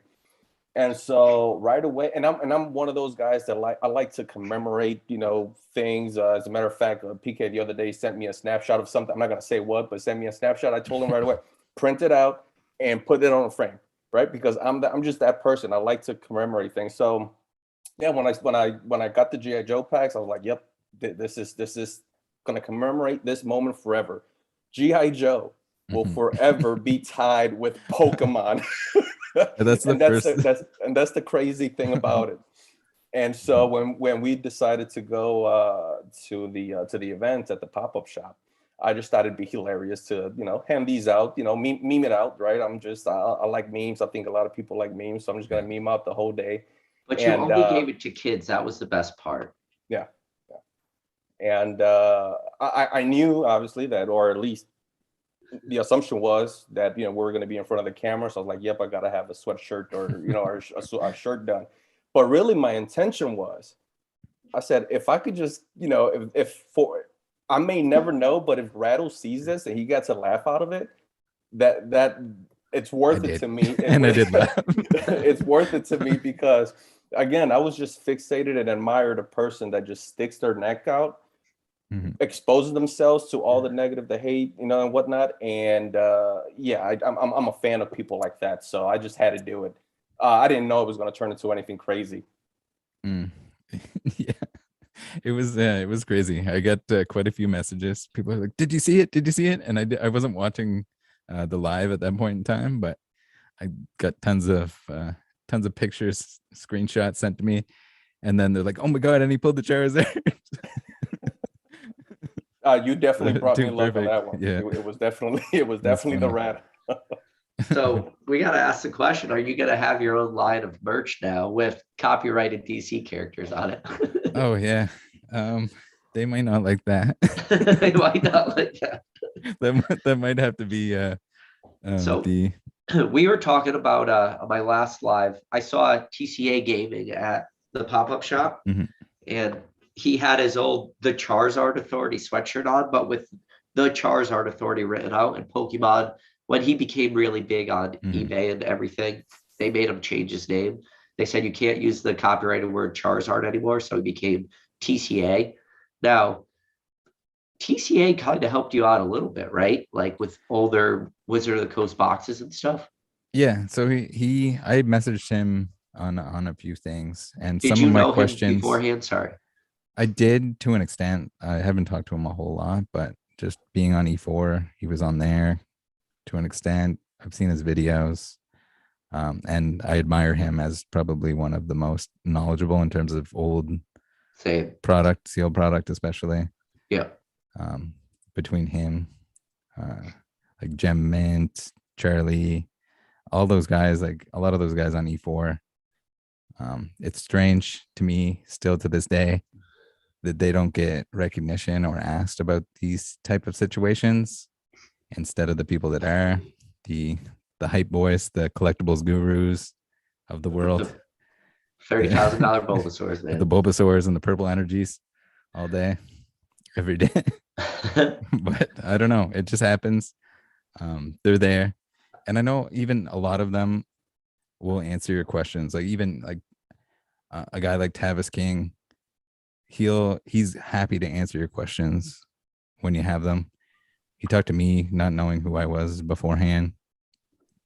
And yeah, the resources are all there to do extra research on top of whatever you can do on your own. So why people don't take advantage of that and give these guys some credit is kind of beyond me. You know, you hit the nail on the head right there. It's like the people that are truly, it would think about like a TCA. Mm-hmm. His subscriber count just recently hit like 100,000 subscribers. He was sitting at like 15,000 subscribers forever. You think about like how much product he's dealt with and Mm-hmm. just opened on his channel opposed, but maybe like that's the shame, right? Is the open mouth YouTuber thumbnail, whatever, Mm-hmm. like they're always going to get the clicks. And the guy that actually knows, which is like a TCA game, and they're just Mm-hmm. never going to be like his subscriber count should be who has the most, right? It's probably like Unlisted Leaf or something with like over 2 Yeah, million. probably. Yeah. Rusty should be 2 million. Right. You And there's a know? lot of people that ask and maybe they don't know exactly where to go. They ask for like who's the most knowledgeable or where can I learn this? And instead of getting maybe trapped in the Facebook groups like the Verbanks and the sorry Verbank, but Yeah. also I got banned from Verbank at some point. But Good. the I don't even look Verbanks at and the Burbank Facebook, anymore. like the Facebook trade groups and stuff like that, the razzle dazzlers, as they might like to be So, called. dude, I've been super critical on like what's it called? Whatnot? Yeah. WhatsApp. So just the resources are there, the proper knowledge is there. It's just making the right choice. It's kind of like which path do you choose? Do you choose the hype, entertainment, and then like illegal gambling, or do you choose the TCA route and knowledge based content more than anything else? And real content. It's That too, real. yeah. It's very, very real. Yes, Like it's not over exaggerated. It's not bells and whistles, Rusty's but way it's too real. animated. Yeah. yeah. Unless he's eating donuts. Yeah. I don't know what you Or consider Duncan's that. That's Pokemon true. cards or Yeah. whatever he was doing. Yeah. So I mean, not Rusty just recently bought that trophy card too. I don't know if you watch one of his more recent videos. It's that trophy card. I think it was like 2015. It potentially stolen. I forget which card it is. I Maybe, saw the thumbnail Third and place. I think, but I haven't watched the video yet. But yeah. it was like a But Pika trophy or something. yeah, he paid a lot of money for it, and he's like, guys, I already know the back. He was like straight out in this video. I already know the backstory. I'm currently working on finding out who won this card and hearing it straight from them. And he's like, I guess the backstory is that card was stolen from a kid, but that kid, if that was 2015, isn't a kid anymore. It's probably like an adult. And he's like going out of his way to like hear their story before he decides what to do with the card, which is like, who does that? Yeah, really. Like, yeah, that's the thing too. A lot of these guys, and even like the three that I named, like you couldn't. I would trust my entire collection with them. Yeah. Compared to, there's a lot of other people that like I wouldn't trust with a small transaction. But these guys, like, they're so painfully honest, and it shows in everything that they do. Like you're saying with the card and him wanting it to, you know, to do the right thing with it. Well, just goes to show his character. And yeah, well, Rusty's honest, like you said, but he's honest to a fault. Like, people look at all these guys that did all these great purchases and they only ever show the wins. Rusty shows everything. Rusty's like, listen, I'm a huge Charizard collector. Everybody obviously knows that. I've lost money in a lot of these, you know, like, because I would try to go, you know, he tries to beat the market on a lot of those cards. Like, he'll buy a 1/1, which given enough time becomes like a 1/8, which 1/8 to a lot of people out there might not be like super invested, super into the community or super in the Pokemon, might think 1/8 is still a very little bit amount. But when you buy the 1/1 and then it becomes a 1/8, like the price disparity grows a lot. And he'll talk about, yeah, I bought this card when it was 1/1 and I lost whatever. Like, a lot of people don't even do that. Yeah, I don't get into any of that stuff. But so I can only imagine how dangerous, especially if it's something that there could be a lot more out there that aren't graded yet because the price isn't quite where it could be. But then it ends up doing the opposite in return when everyone starts grading them. So I am a man of my word. I told you before we started this live, we go for an hour and a half, and however you're feeling right now, if you want to keep going or if you want to end it, you want to do 5 minutes, 10 minutes, whatever. No, we can keep going. If there's more questions, or if there's more topics that you have in mind, then we can. I got a million topics. So a million topics. I got a million. I don't know if I can't stay for a million topics. But okay. If we got, let's do another half an hour. Sweet. So we talked about it earlier. Now I was talking about I was talking the basic when we were at the Leonhardt Pop Shop, and kind of after the event. You know, we were having fun. We were drinking a lot of these. I was probably drinking more than everyone else, but you know, we were talking. The crazy thing about Pokemon is there's always gaps in your collection, right? Like those things that you're always trying to complete, and no matter what you do, you can't complete. Do you have like that major glaring area of your collection where you're like, man, I really wish I could have these? Well, with the like super spike and everything, I made what probably seemed like a ballsy decision to stop buying vintage altogether, and just hold it out until the storm kind of settled and the market settled down. And it's almost getting back to that point where I'm going to start again, but it drives me nuts that I'm missing one holo for my first ed base set. Which one is the Mewtwo. Oh, okay. I'm missing the Mewtwo, and then I'm missing like 4 rares, I think. Oh, I probably have the rares. I give them to you. No, you don't have to give them. I'll pick them up eventually. Maybe not the Mewtwo with the rares. But yeah, there's that. There's reverses. I think are the biggest thing. Yeah. Old reverses from even like legendary collection. I'm probably missing quite a few. Yeah, that was one of those things that a lot those of people those are always stated as they were overrated and they were overpriced, and we all look back at it like, damn. And now I'm just like, oh, they were probably pretty cheap. They're probably like $10 a piece or something. Yeah, so I mean, you could buy lots sometimes. I mean, actually, you can't really buy lots all the time. They wouldn't come up as often as people maybe say. but there would be like binders with legendary collection like scattered in there. Yeah, but even the older stuff like the Ruby and Sapphire, Yeah, I stuff love like like that, the the reverses. Mewtwo EX is one of Mhm. my favorite cards. Ruby Yeah. Sapphire, Lapras is nice. The Chansey, there's a lot of good Ruby Sapphire cards. And then I'm trying to think of like the things that are going to be really painful. Like you Any said, the Japanese gold stuff you're stars, going after? the Umbreon and Espeon, gold star, those are going to be painful. That's gonna be real painful. Yeah, I'm missing the Skyridge Charizards. We Oh won't talk yeah, about that. I also miss in this. Yeah. I've talked about the Skyrich Charizards. Yeah, Mhm. because So those would be bad, but the thing I try to explain to people when I was going after Skyridge even a while ago is even though Skyridge Charizard in relative to today was cheaper, it was Mhm. still like one of the more expensive cards in the hobby. yeah. And people don't understand that like everything is relative, right? Like Mhm. now you're willing to pay more for a card, but back then you wouldn't. It's what about any Japanese stuff you're going after? Maybe vintage. So the Japanese stuff I'm trying not to get into as hard as possible because I have so many English cards that I need for my sets that Welcome to the I club. feel like I don't want to take on that extra thing. But if I was going to do a first step into the Japanese stuff, it would be like the Versus series. Like 2001 versus. Yeah.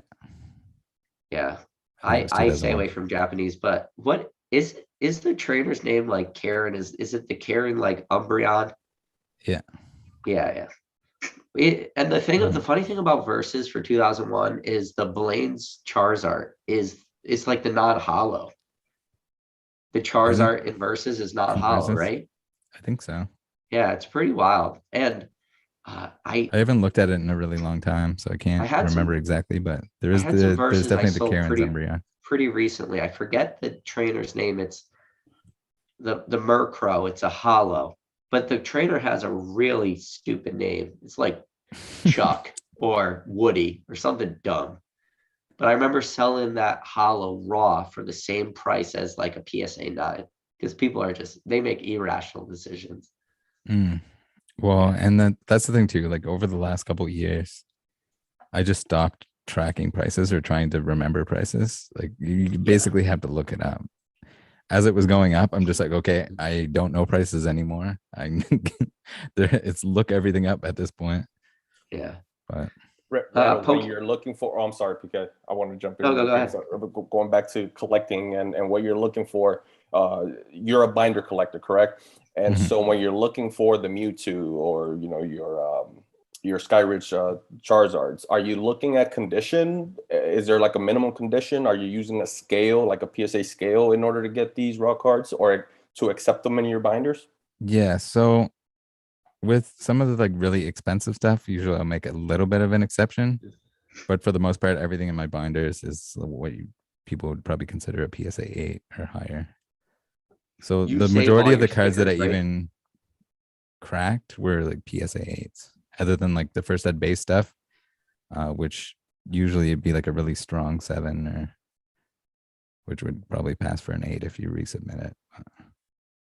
So somebody in here asked a real random question that kind of caught me off guard. And I mean, you can, it's up to you if you feel comfortable answering or not. But Cheval said, did Frosted Caribou reach out to you, Rattle, after everything went down? No, she did not. No, I did get blocked though on Twitter, but that's that's it. funny. The people seem to mistake that for it was like only me defending Gary, but it was more me trying to show, hey, you're a hypocrite because you're saying Leonhardt's bad. You're saying everyone that's showing these price tags, Poker Rev and whoever else was in that montage, just because people are making money and doing stupid thumbnails doesn't mean that they don't love Pokemon Dude, and that they she weren't quit her in. job and lives off of super chats and shit. Yeah, so that too, that was part of it. It was like you can't blame people for making money off the Don't send me hobby. super chats right now. Please don't. I already can fucking see You're them gonna look coming in. Oh, now you screwed up. you Please don't. can't shame people for making money off the hobby like your Leonhardts and everything else. but at the same time, you're like asking for crowdfunding for your computer instead of buying one yourself to do your stuff. I Yeah. don't know. To me, that's So, pretty fair, I think. yeah. Pokey DNA asked, we already answered this earlier in the chat, but he said, what gold stars do you own? You said you pretty much own all of them with the exception of the Pop Series 5 ones, right? Yes. I'm trying to think of the other ones that I'm missing. I think I'm missing the Mewtwo Gold Star. From Hollow missing- Phantoms Yeah. I'm missing the Jolteon and from Delta the Species. Wait, no. Raikou. No, that's not Delta Species. Jolteon Gold Star is, don't tell me. Power Keepers. Nope. Yeah, Power Keepers. Right? I don't know. Vaporeon's Power Keepers. I should know.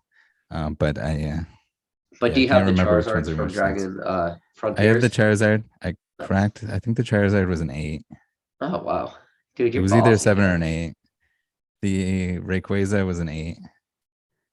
When My did you get that Latios one? and Latias were an 8 and a 9. So you got all three. Did you get all three? The Latios, and Rayquaza all from Delta Species all at the same time? Or not, sorry, not all from Delta Species, all from Deoxys at the same time? The Latias and the Latios were. I might have got all 3 from the same person, Yeah. but it was like they were like the same price as a near mint copy. Deoxys is one of those So, crazy booster boxes that That was makes back. no sense. That was back in the day when 9s were like, get out of here with your peasant 9s. Your peasant But nine. meanwhile, I'm just like, oh yes, I can crack a 9. I wish it would be nice Yeah. if you had that stuff recorded. Kraken, Yeah, it would be. Rayquaza, 9 yeah. gold stars. Yeah, and then putting them into the binder. It might get back to that point. Maybe I'll find a Mewtwo in a case and I'll crack it and make a video out of it. It sucks that the Charizard isn't a video, but Oh boy, it's beginning. Shout out the Cardboard Empires. Damn you guys. did he just write super chat in his super chat? Yeah. That's What's the long-term goal with the binders? I don't believe for a second that you're 23, but fast forward, 30 Oh, yeah. years, 40 years. well, What's he was in his 50s, basic. You forget Mm. that. He's bounced around a lot. Yeah, he bounced around. So any day now, I could get to the age where I could die in my sleep. But then the next morning, I could be 23 again, and I'm fine.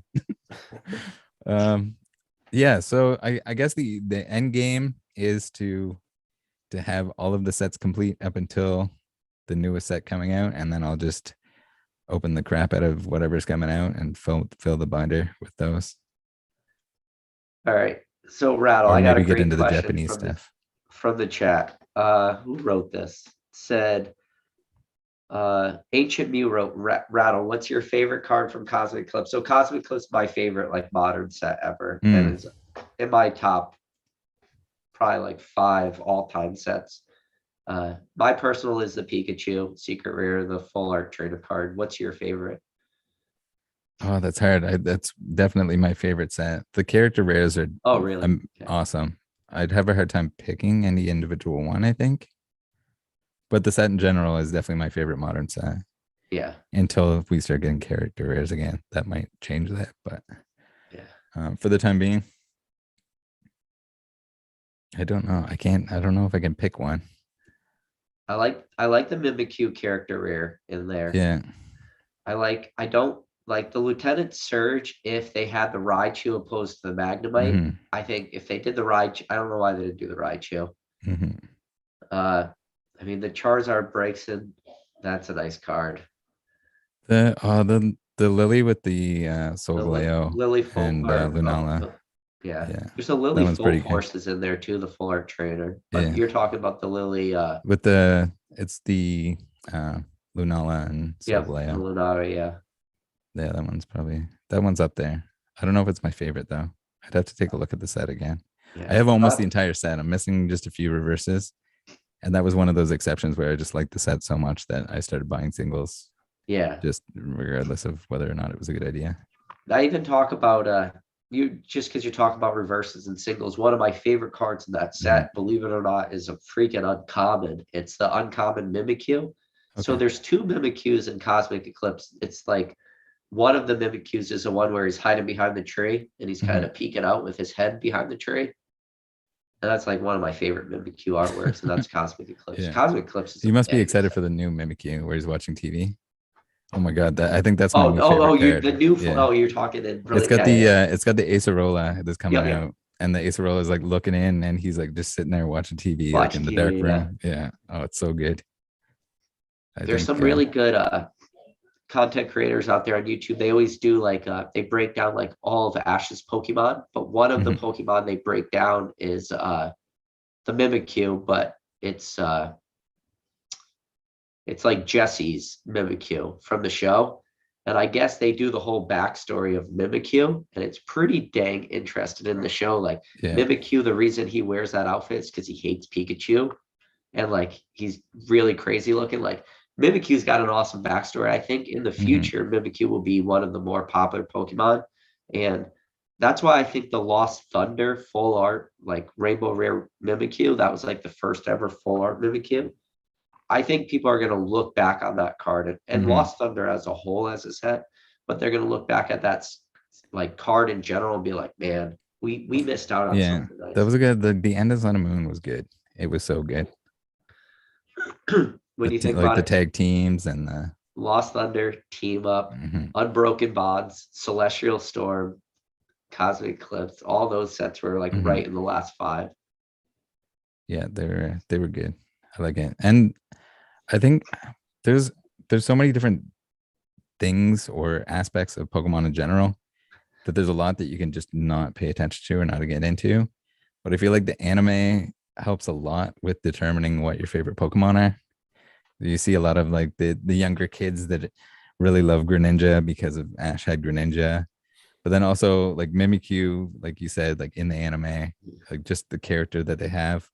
Oshawott, I wouldn't even think of as a cool Pokemon, but in the anime, he was so funny and like he had so much character to him that it made it one of my favorite starters. Like it's crazy how something like that can just shift your perception of a Pokemon.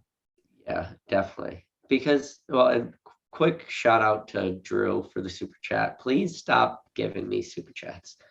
But no, you're right. There's just so many layers to Pokemon, right? Like Mhm. kind of what you're saying. And just I guess you could tell everyone the story just of your favorite Pokemon, Mawile. Like it's got a pretty cool backstory to it that I'm It probably, it does, out yes. of And I the should have looked up the actual name of the it's like a Japanese folklore story where there's a farmer and his wife like barely eats, but all the food goes missing. But it's because she has a mouth on the back of her head that's hidden by her hair. And so that mouth on the back of her head is eating all the food. yeah. And so like, I don't know. It's just really cool that they made something based on Like folklore. folklore or whatever. Yeah. So that's cool about it. But also I just kind of like the Pokemon in general. Um, the cute Pokemon that can beat up a big dragon of sorts are just kind of Yeah. funny. Appealing I in just my opinion. Yeah, I just think Pokemon's amazing, like just how expansive it is. And I tell people this all the time. Anyone that tells you they know everything there is to know about like Pokemon or just No. even like the trading card game and every Mhm. card and everything like that, they're just full of shit because it's literally impossible to know everything. No, There's and especially to be an expert in all of it. So oh, I never. know people that are very knowledgeable in every aspect of it, but they also don't know some other piece of it. So Yeah. I'm people that not know the good at trading card like game don't necessarily know the anime, don't necessarily know the card game, like in terms of collecting and value and vintage. And then there's the Japanese end of thing, there's trophy cards and stuff like that. I'm far from an expert in the Japanese stuff and the trophy cards and things like that. But that's not really the areas that I focus on. So all right, why we still got you here. I yes. want your take. Professor Oak, thank you for the super chat. Please stop. I appreciate it though. And he wrote soup a chat. So you mentioned Nice. trophy cards. So I have a hot take, and I would kind of want to hear basic trainer's thought on this too. Is for trophy cards, I think trophy cards is just super heavily manipulated market, because I believe, and I know for a strong majority of it, is the people that were pumping up trophy cards all had positions in trophy cards. And the thing about trophy cards that a lot of people don't understand is the only way trophy cards work is if you could get other people to believe that they have value. And a lot of the times, trophy cards people don't even know exist. So it is a little bit of that learning curve. Now, how do you look at the trophy card market? Do you look at it as very manipulated, kind of manipulated, or no, it's just like all organic? I mean, even to an extent, like you'll see on E4 to throw you under the bus with this, but like they'll in Discord they'll do they'll do they'll like somebody will post scrolls and then everyone will post a scroll. And yeah, so I don't know, they hype each other up. They also started buying out the there's like these old collectible, I don't know if they were tobacco cards, but the birds of paradise. So there's one called Cock on a Rock, and they decided this, it was similar to the G.I. Joe thing. Yeah. Just like it shouldn't have gone up in value, but all of a sudden they all started buying it because then they could post it in Discord and show each other their cock, I guess. Cock on a rock. It's one of those things where it's just all about exposure, right? Because when I first got in, I had no clue what a trophy card was. I didn't even know that it was a thing. Now, we knew that, there were tournaments and people got those cards. But when I was scrolling through eBay as a rookie, like I was not running into those, right?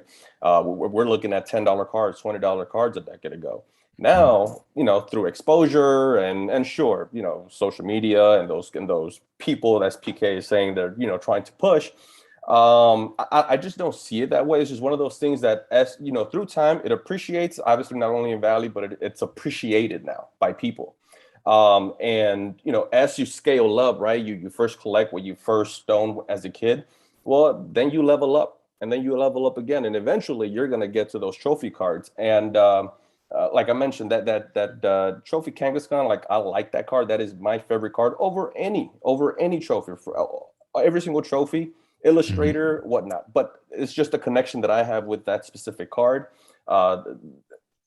But all trophies, like not most people are going to own those cards. 99% of people in the hobby are not going to be able to attain those cards, or at least not yet. Therefore, their exposure is very limited. So I don't think they're being pushed or manipulated, but yeah.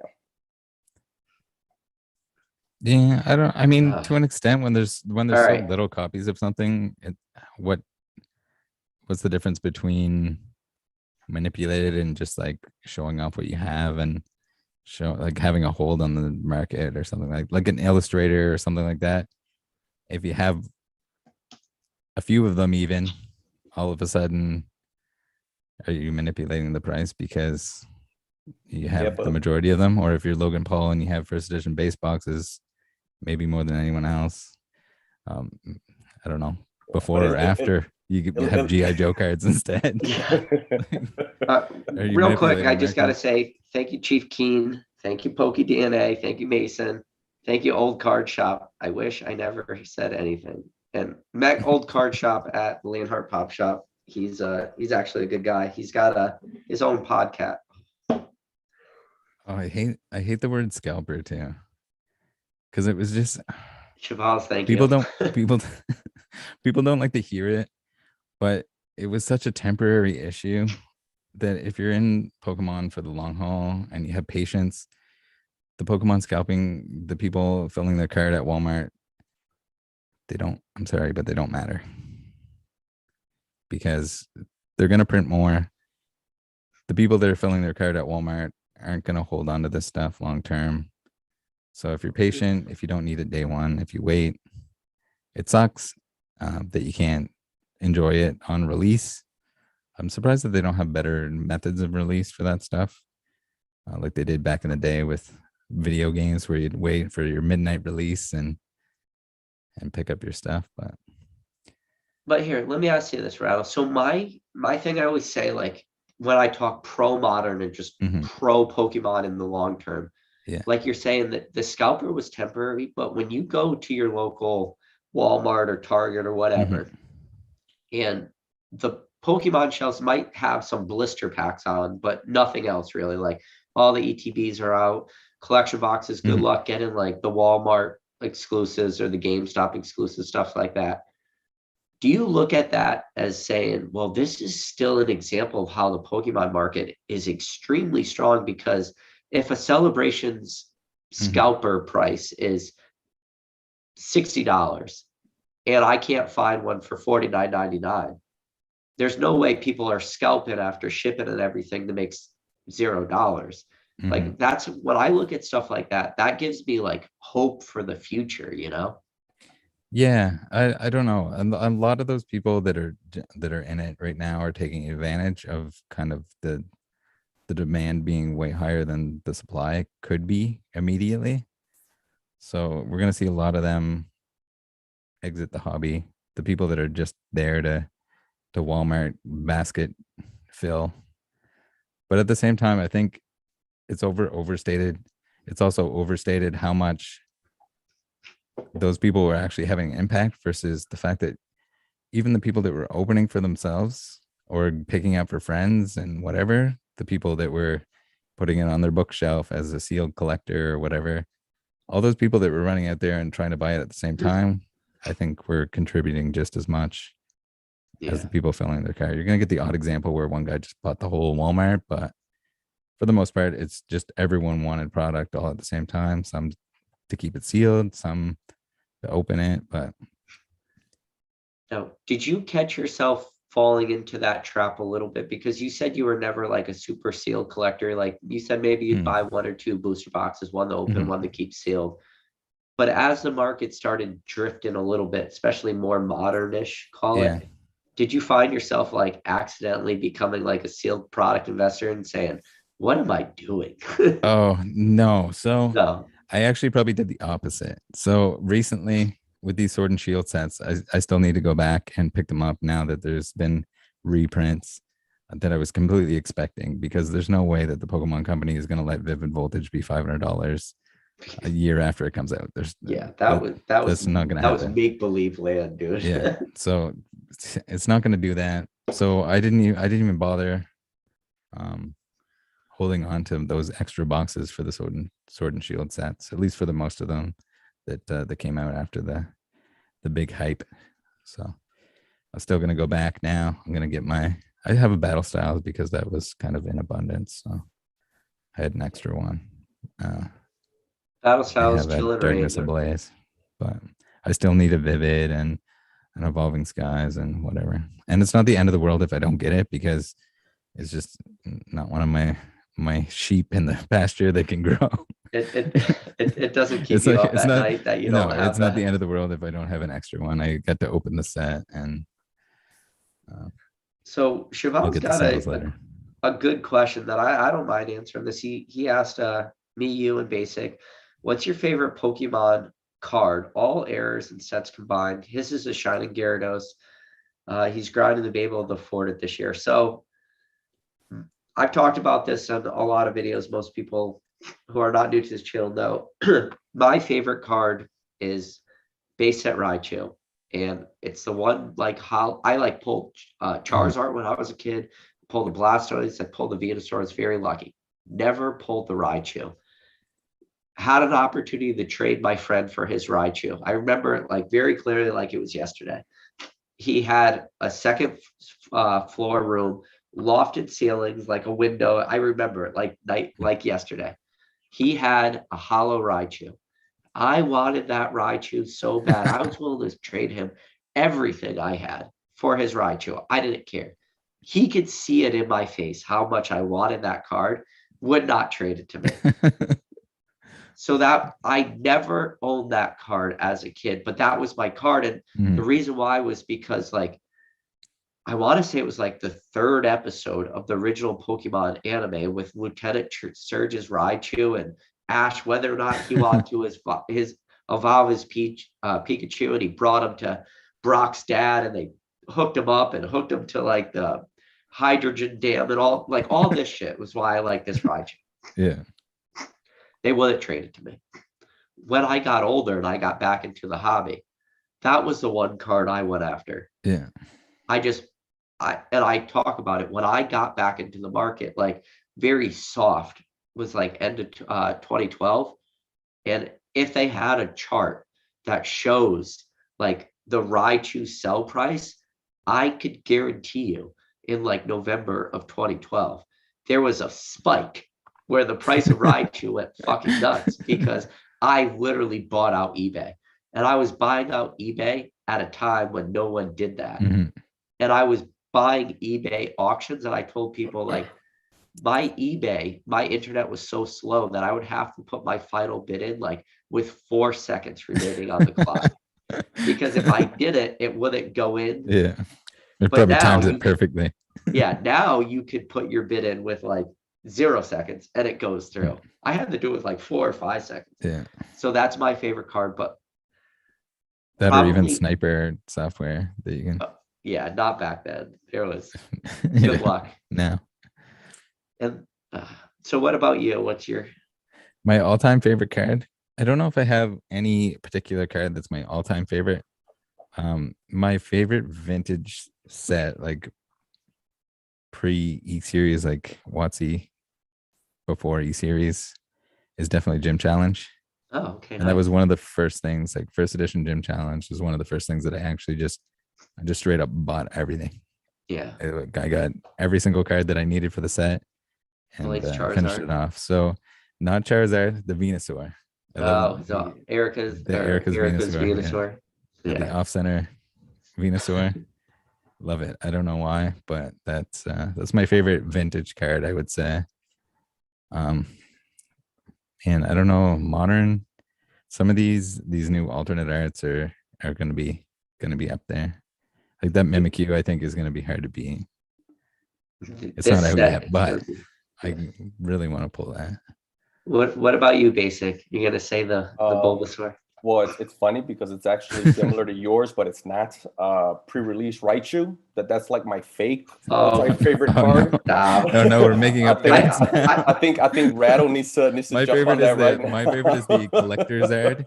Yeah. but Mine is the pre-release Clefairy, but sorry, pre-release Clefable, but I only like the PSA 10 version of it. I don't like any non-PSA 10 version.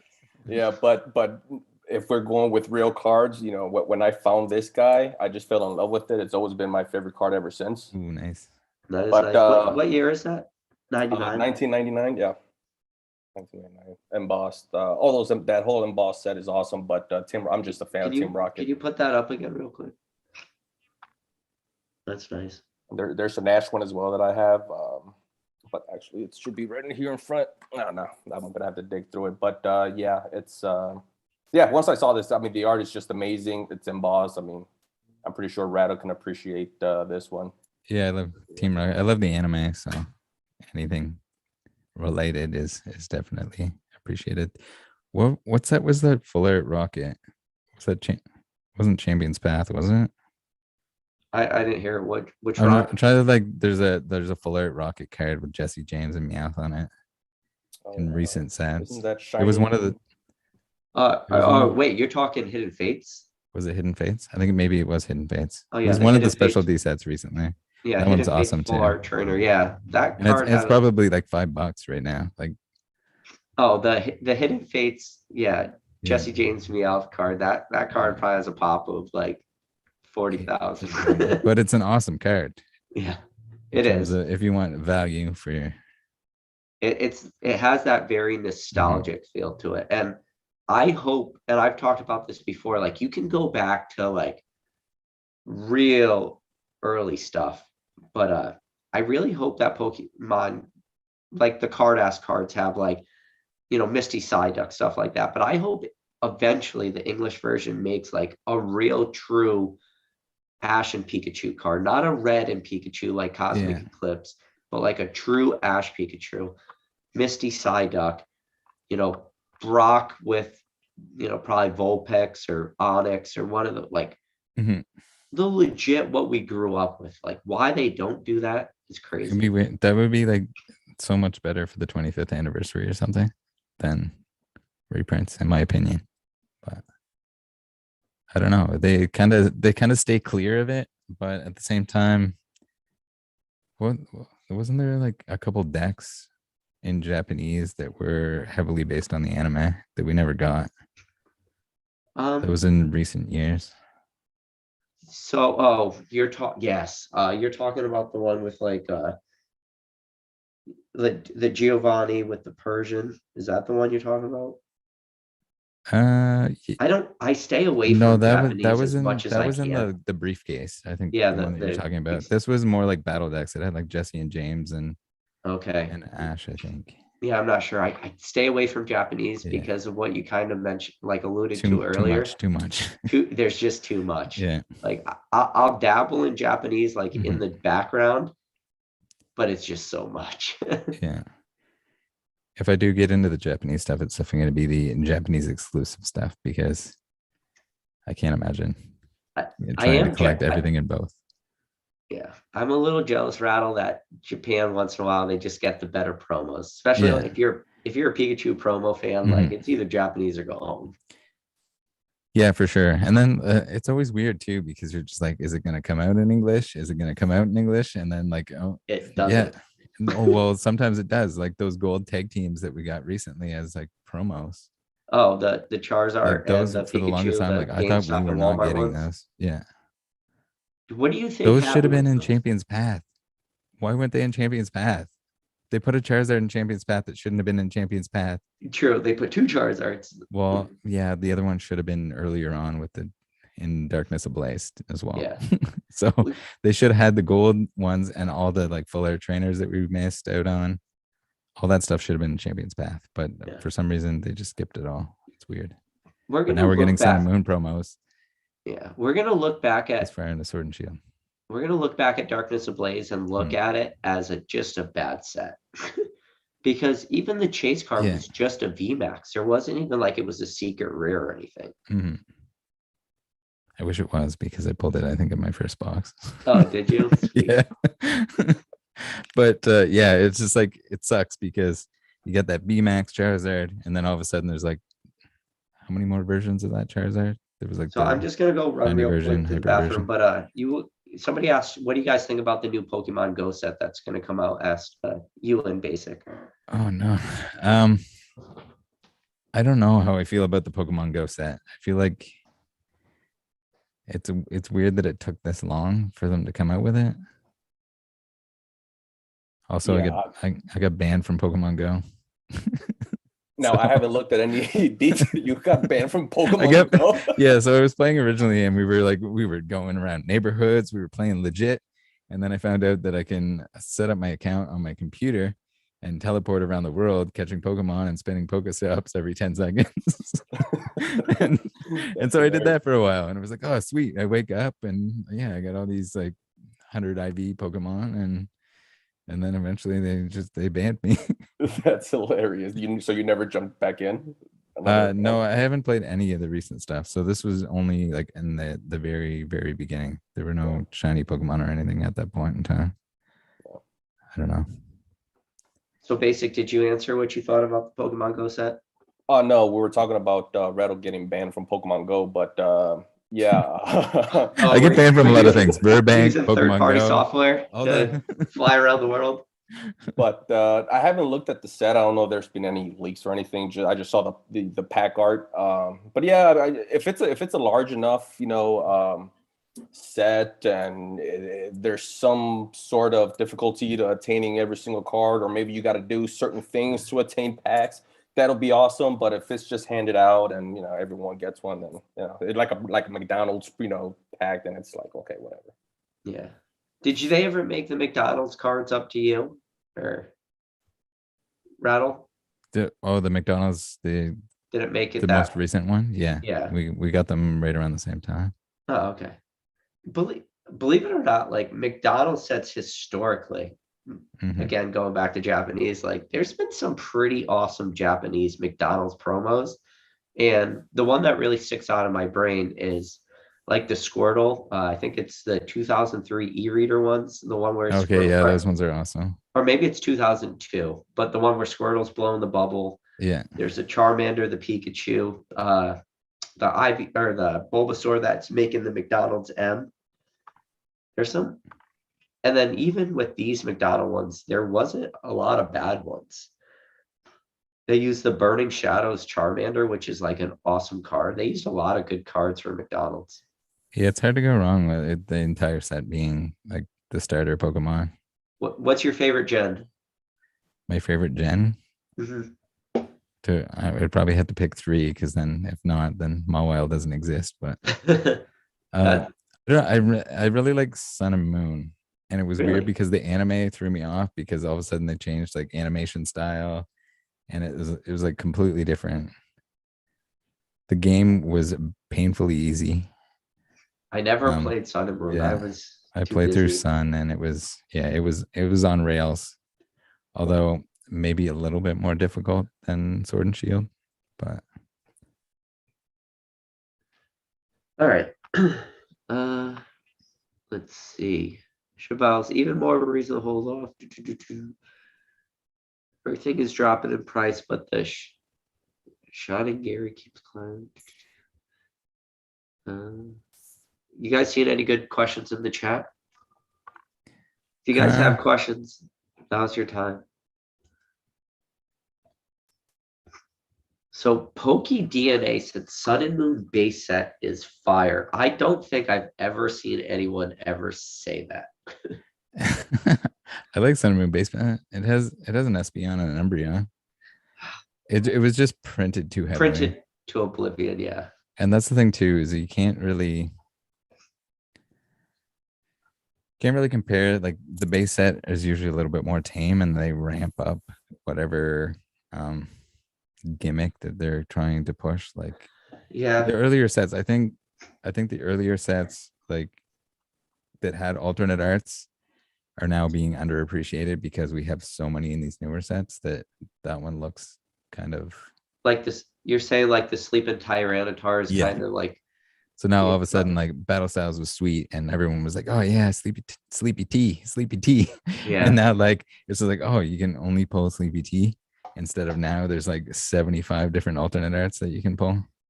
Even, but you got to think about that card's probably still at like $70, which pull rates for that Yeah. card, that's pretty impressive that it's holding that strong. Yeah. Uh, I think it'll drop. Like the thing is once alternate arts, I don't know what they're gonna replace alternate arts with, but once alternate arts aren't the new shiny thing, I'm sure we'll see them drop in price. It's just like the hyper rares. Like, how in the world are some of the hyper rares from Sun and Moon like $5?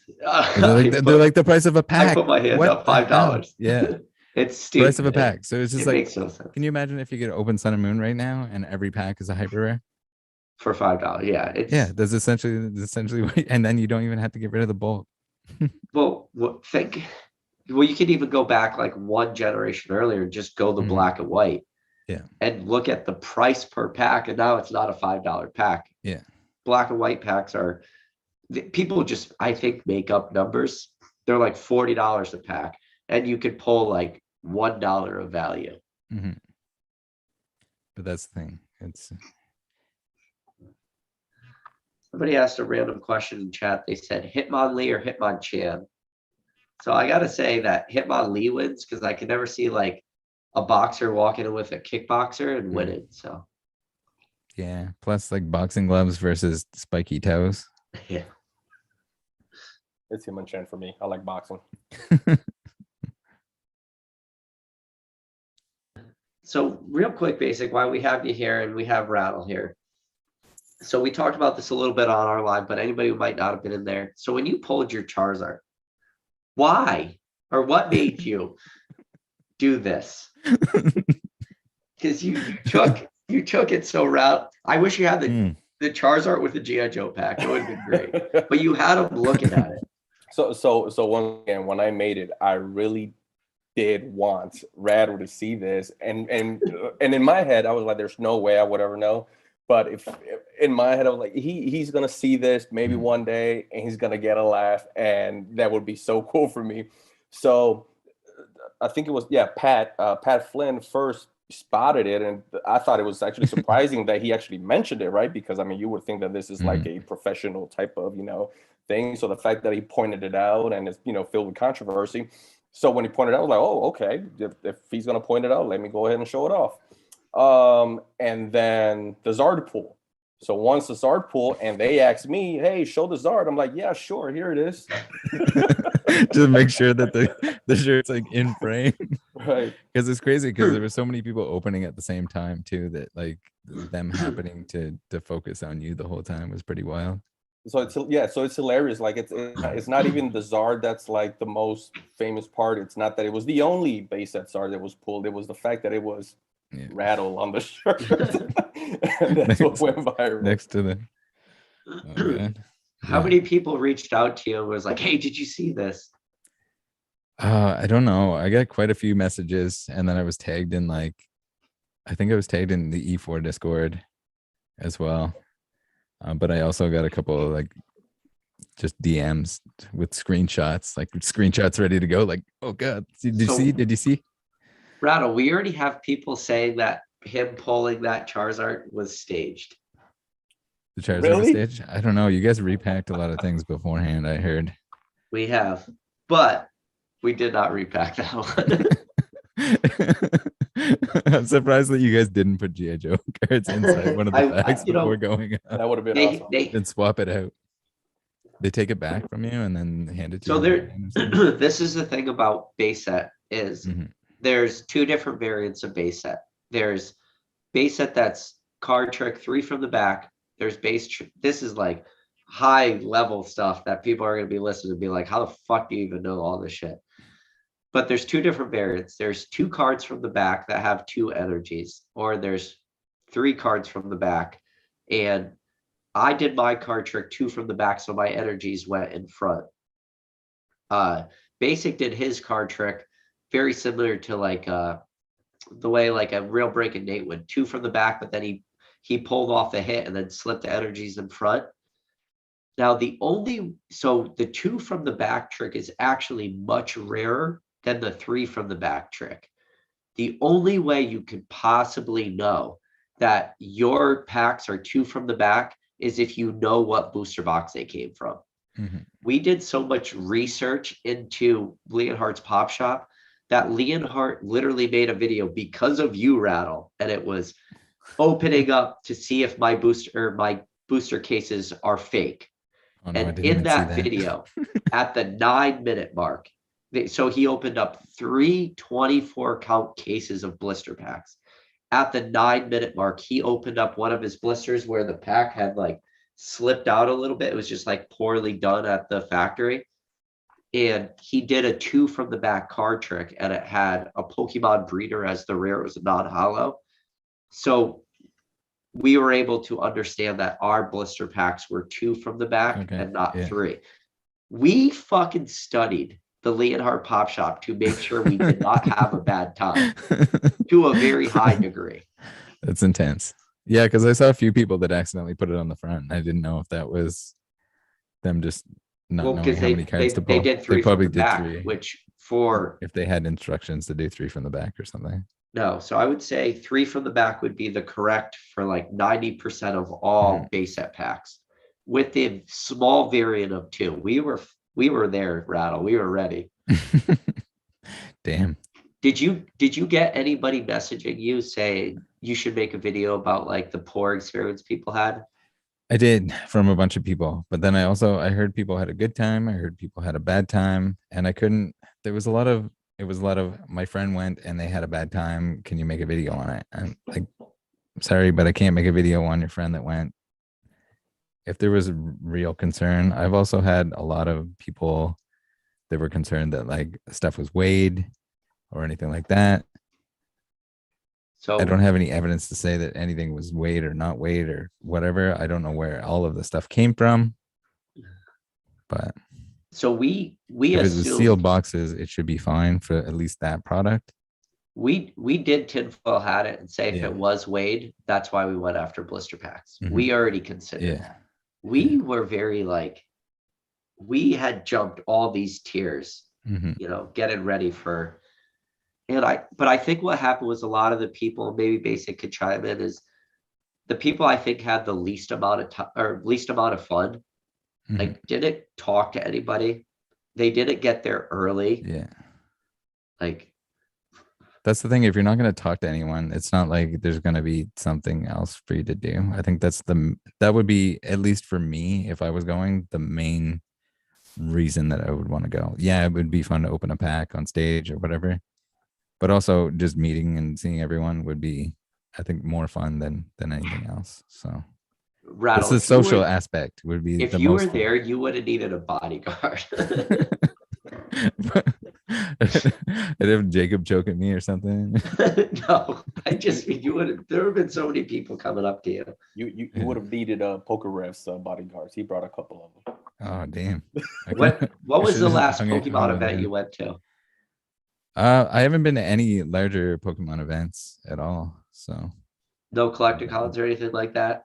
nothing yet. So I've been to like trade shows and big stuff like that, but nothing Pokemon. And Yeah. I'd love to do a Worlds event. Would be awesome. Are Maybe a are they little doing difficult. Worlds this year? I have no idea. It seems like they keep canceling and postponing it. So I Yeah. would imagine that the next one is going to be in London, but International travel is too tough for me. that'd be rough. You'd have to also turn it into like a week-long thing leading up to it or something where you can go and explore and really enjoy it. If you're just flying in for the weekend, it would be, I think, pretty miserable because you'd be so jet lagged getting there that you'd be tired. And so Dan I don't Can't know. Small Collectibles doesn't think it's going to happen, at least overseas, Probably which not- is why probably they not, yeah. might pull an audible and do it in the States. Yeah, maybe That would be interesting. that'd be easier. But yeah, it's just traveling. I'm hoping eventually the world gets back to normal and like in-person stuff becomes a thing again. There's so much stuff that gets canceled and rescheduled and everything else that it's hard to plan for. But So Rattle, you said you would stick around for another half hour. You stuck around for 50 minutes. oh, okay. Well, we'll keep going. I'll grab Yeah, I'll let's just keep slide going. over here. Good. Yeah, I was not told that beverages needed to be on screen. I would have brought my Modelo's. That's basic. That is actually a priority of the stream. So Rattle, can you please for us right now do your intro? Oh, look at this. Oh, fancy. That looks like a strong like 5.9 or Green screen. No, this one's a 4.8. The other one that I had was an 8. 8. What are you trying to go to bed early? double IPA. No, we're in Canada here. Oh, okay. Sorry. Hey guys. Welcome back. back. I was really concerned that the new microphone wouldn't catch the pop, Yeah. the crack as well. So then I'd have to. I love edit it that in. intro. Yeah. Hey guys, welcome back. I don't know. I think I just did it a couple times, and then I'm pretty sure it was my cousin Blasty that was teasing me about it. Him and probably Miles.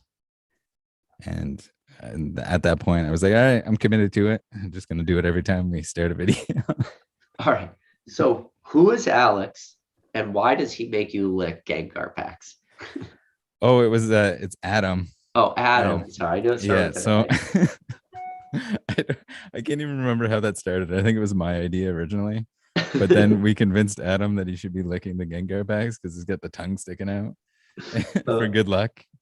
And then it worked one time, and now we just keep doing it. Your Amigo videos are great because you look at the people on the channel, you're like, listen, I'm sorry, but I gotta lick them back. I have to lick them back. There was one guy that was like, okay, go for it. Like, Yeah, he's like, okay, I understand. He was so cool with it. He was like, yeah, good. No, I get it. I totally get it. No, mostly just teasing Adam in the videos because I know he's gonna watch them later. So is like Adam and these guys, are these all the guys you knew from way back? Like, so yeah, Adam's opened a lot on the channel. Miles and Blasty. So Blasty's my cousin. Miles is a friend.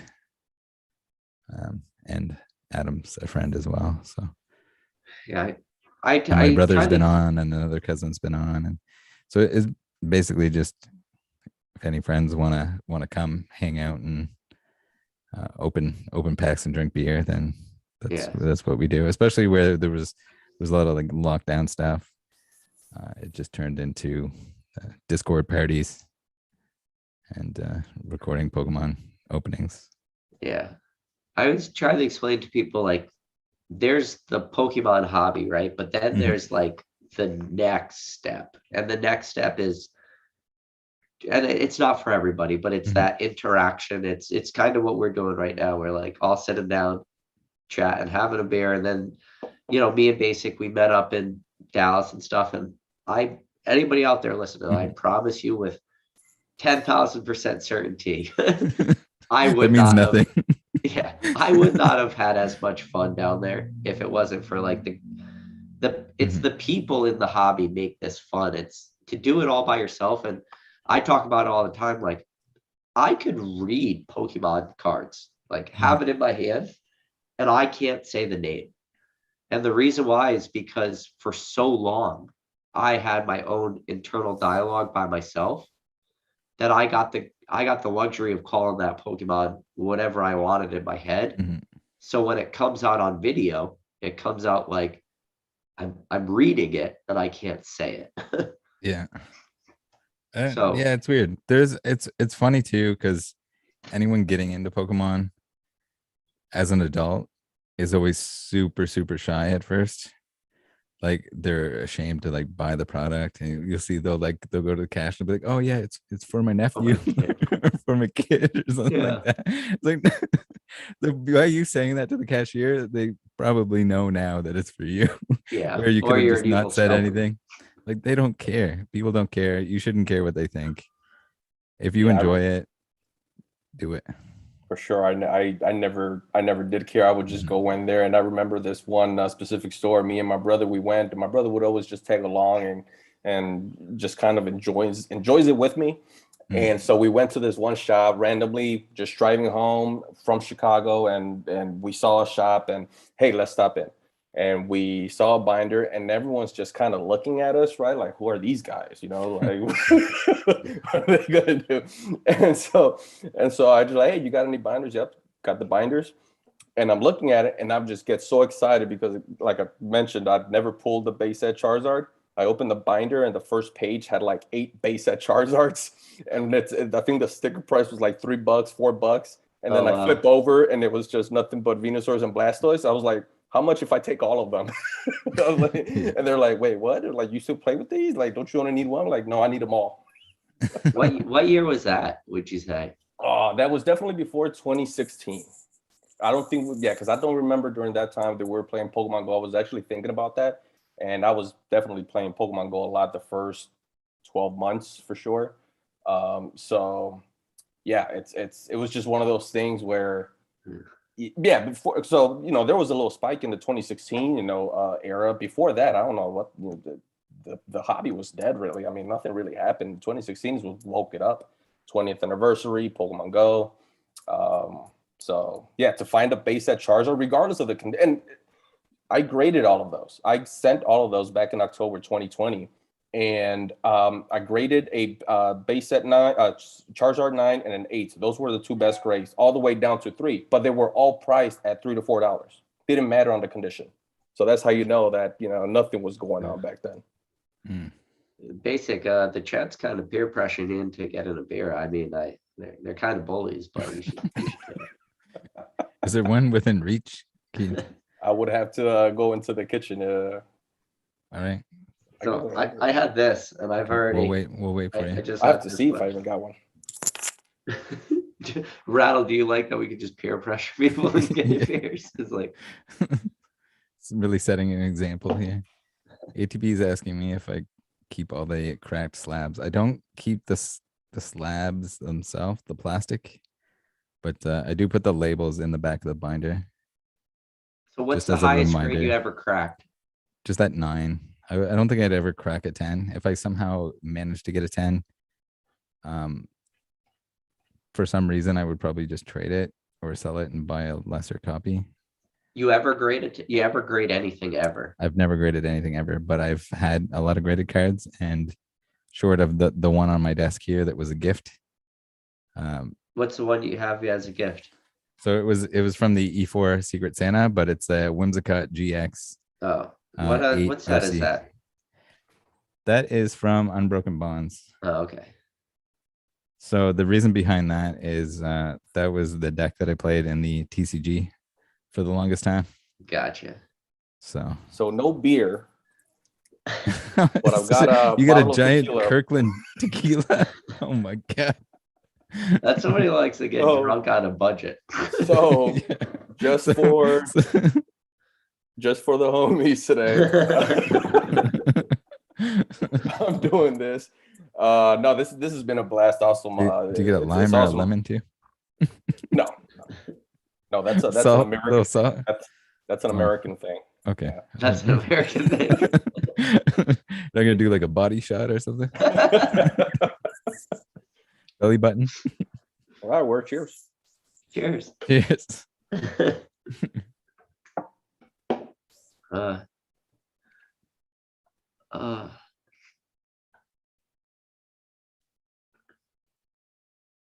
see.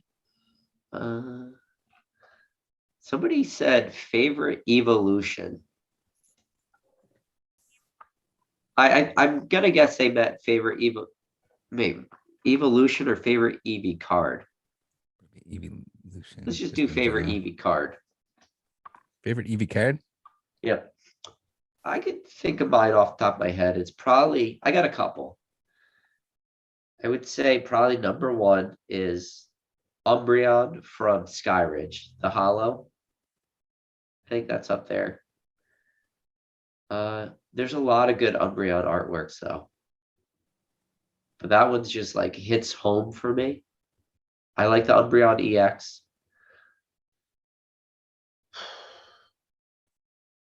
I like the Jolteon from Sandstorm. Do not like the Vaporeon from Sandstorm. So I'll do it for the main ones. So for Flareon, I'm gonna go for Flareon, you're gonna hate this answer, but because we were talking about it earlier, it's fresh in my brain. I'm gonna go with the Versus series Flareon. I think it's Kieran's Flareon. It's the one. It's the number in the set directly before the hollows. It's that Flareon. For Jolteon, I'm gonna go Jolteon EX from Sandstorm.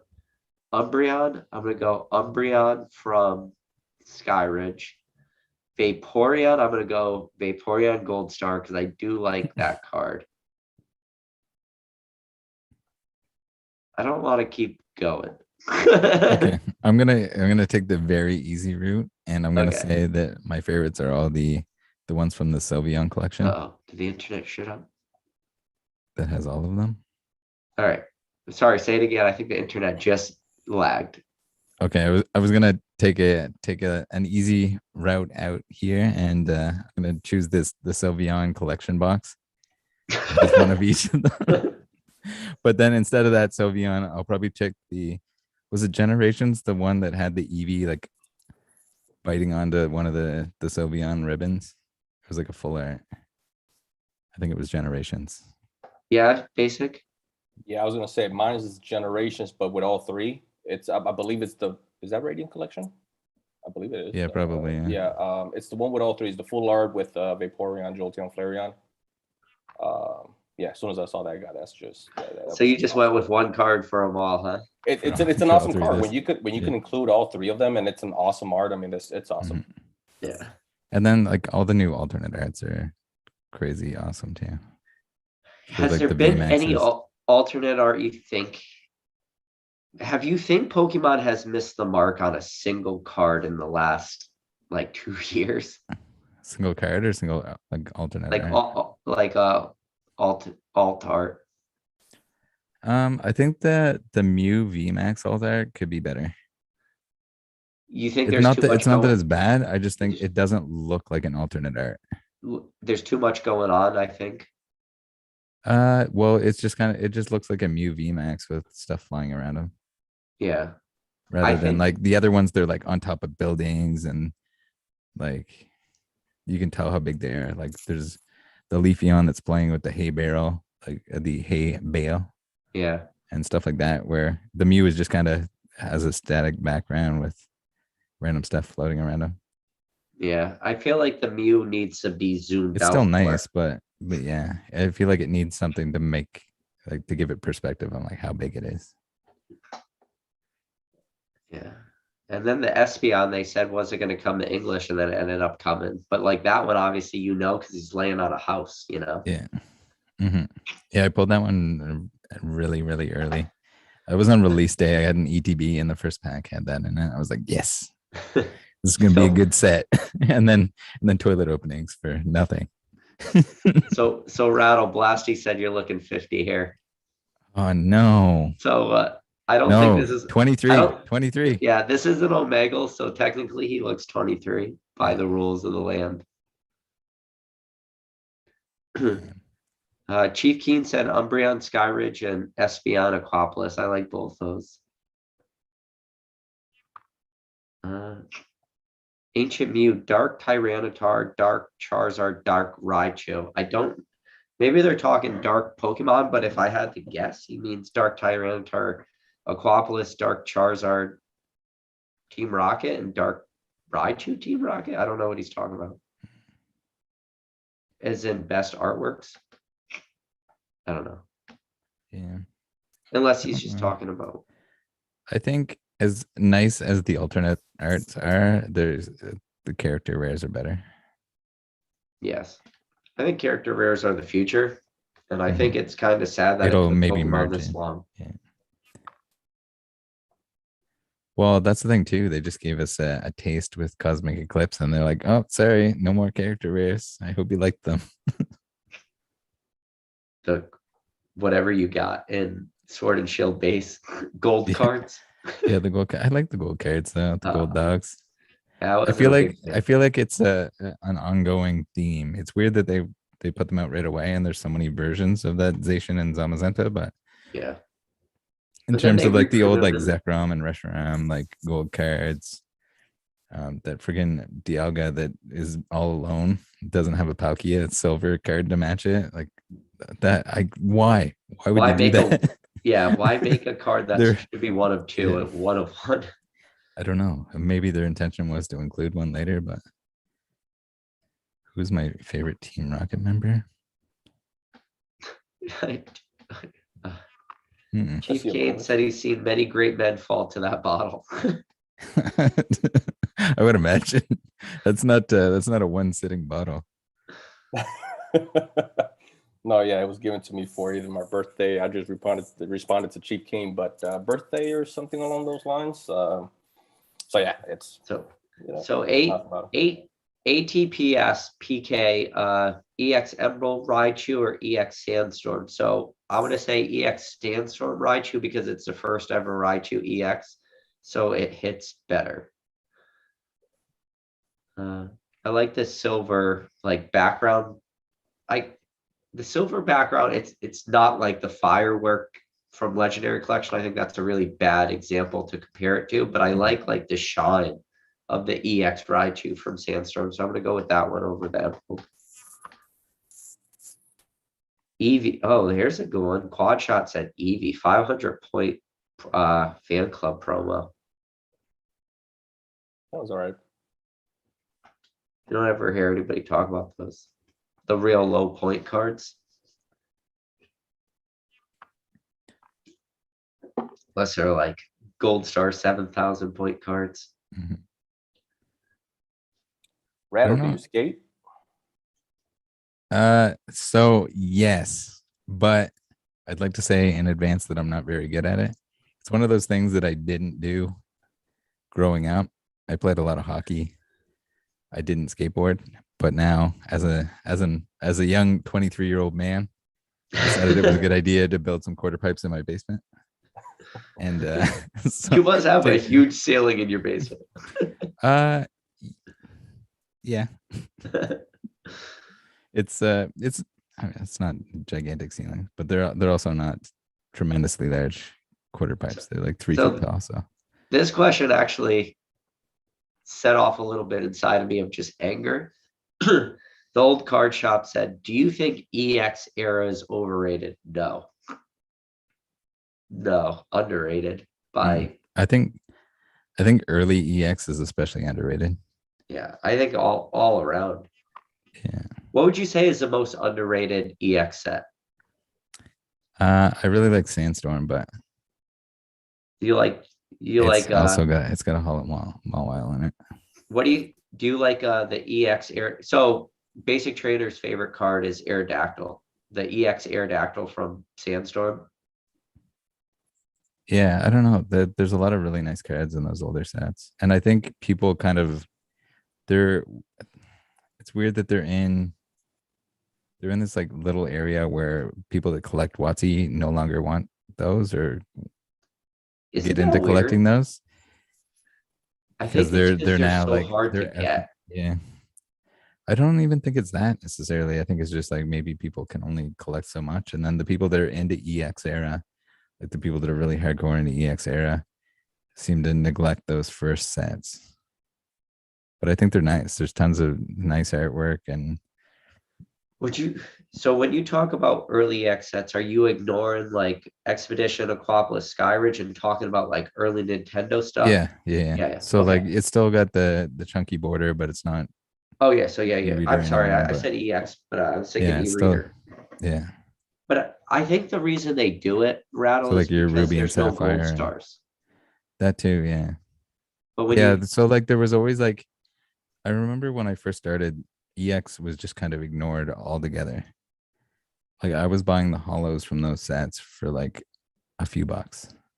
well And think even the EXs weren't that expensive. Everyone was like, okay, it's if I'm not collecting like first edition base or WotC, like first edition WotC, then basically you're gonna go into gold stars if you want to go anything EX. That was basically the only option.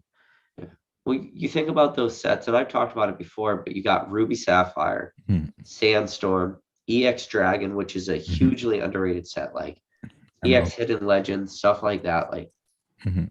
it'd be any, I would just draw a line and say anything prior to EX Team Rocket Returns, because that's Yeah. I don't feel like EX Team Rocket Returns gets slept on by anybody anymore.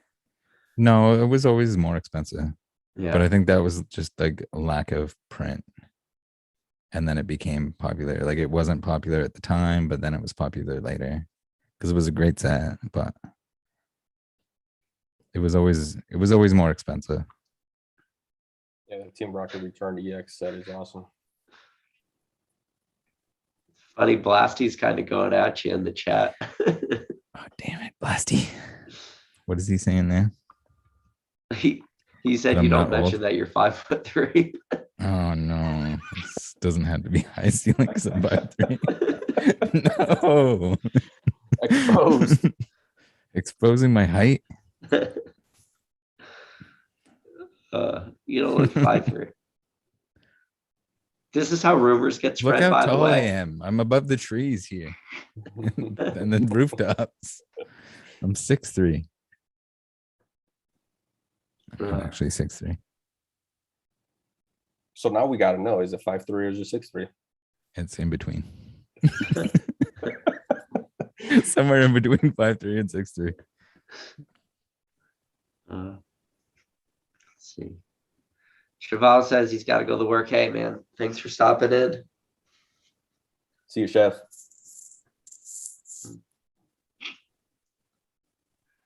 But yeah, it's I think 10:40. someone asked me earlier what my favorite Team Rocket character was, but I don't know. I don't know if I can even choose one. I feel like without they got to be the trio, the Jesse and James and the James ass. Meow. Yeah, Wobbuffet can be there too if I'm allowed to pick a fourth, but he got a lot of attention from that, or a lot of screen time. Well, because he just kept popping out of the Yeah, Pokeball. he was just always there, and like Yeah. episodes after that. So I saw something where it was which which Pokemon were featured the most. And it was actually like Pikachu, and then it was Meowth, and then it was like Wobbuffet after that or something. It was really Oh. surprising because if you weren't thinking about it or anything like that, you would think that like Charizard maybe, but at the same time, like Meowth is always there, and Wobbuffet was in so many episodes after you got introduced. Did you go? Did you go to like the Pokemon movie when it was released when you were a kid and stuff and get the promos? Yeah, the original one. Yeah. Butch and Cassidy. Butch. Oh It's man. Butch. Hey, Rattle. Yeah. PK, I want no reaction from you. What do you think about Topps cards in general? I don't like them. but that's okay. If people like them, they like them. And the same with the movie cards and stuff like that. It's just as a kid, there's some really nice ones. But as a kid, I've never kind of gotten over this. It was always, if there's no Pokemon cards left, if there's no real Pokemon cards left, you got Topps cards. You were that kid that got the Topps cards instead of Pokemon cards. I'm That's with what you your there. grandparents bought you because they didn't know what Pokemon cards. They're were. like, I got you some Pokemon cards, and you're like, yes. I'm No. with you there in Oh, Topps, 1999. damn it. In 1999, 2000, I'm with you there. But today, I don't know. I just Yeah. learned to appreciate them. That's all. For sure. So Rattle, There's some- Basic has been trying to shill Topps cards. No. Basic, how Oh no! And how now I many just booster shut them boxes down. of Topps do you ruined do you all have that your hard booster work. boxes right next to you? I mentioned, no, not here. It's two of each. It's two of the, and actually probably have like some of the, the one that are sub like a grand, but it's two of each with the exception of the Chrome. And I'm not selling any of them. But you're trying to shill it because you want So I always ask the question because there's like so much hate on Topps, right? So there's got to be someone out there. I'll give you something. Topps cards are better than MetaZoo cards. Yes. Oh, you don't do it. Don't I don't start know it. how much of my channel you watch, Rattle. Let's see if we can. Let's see if I can stir up the chat a little bit. Ouch! That's gonna hurt some feelings. In my opinion, it's okay. Anyone can collect whatever they want. Unless it's MetaZoo, then I'll make fun of you. Yeah, people don't collect MetaZoo. I don't think. Oh, they They invest in it. MetaZoo.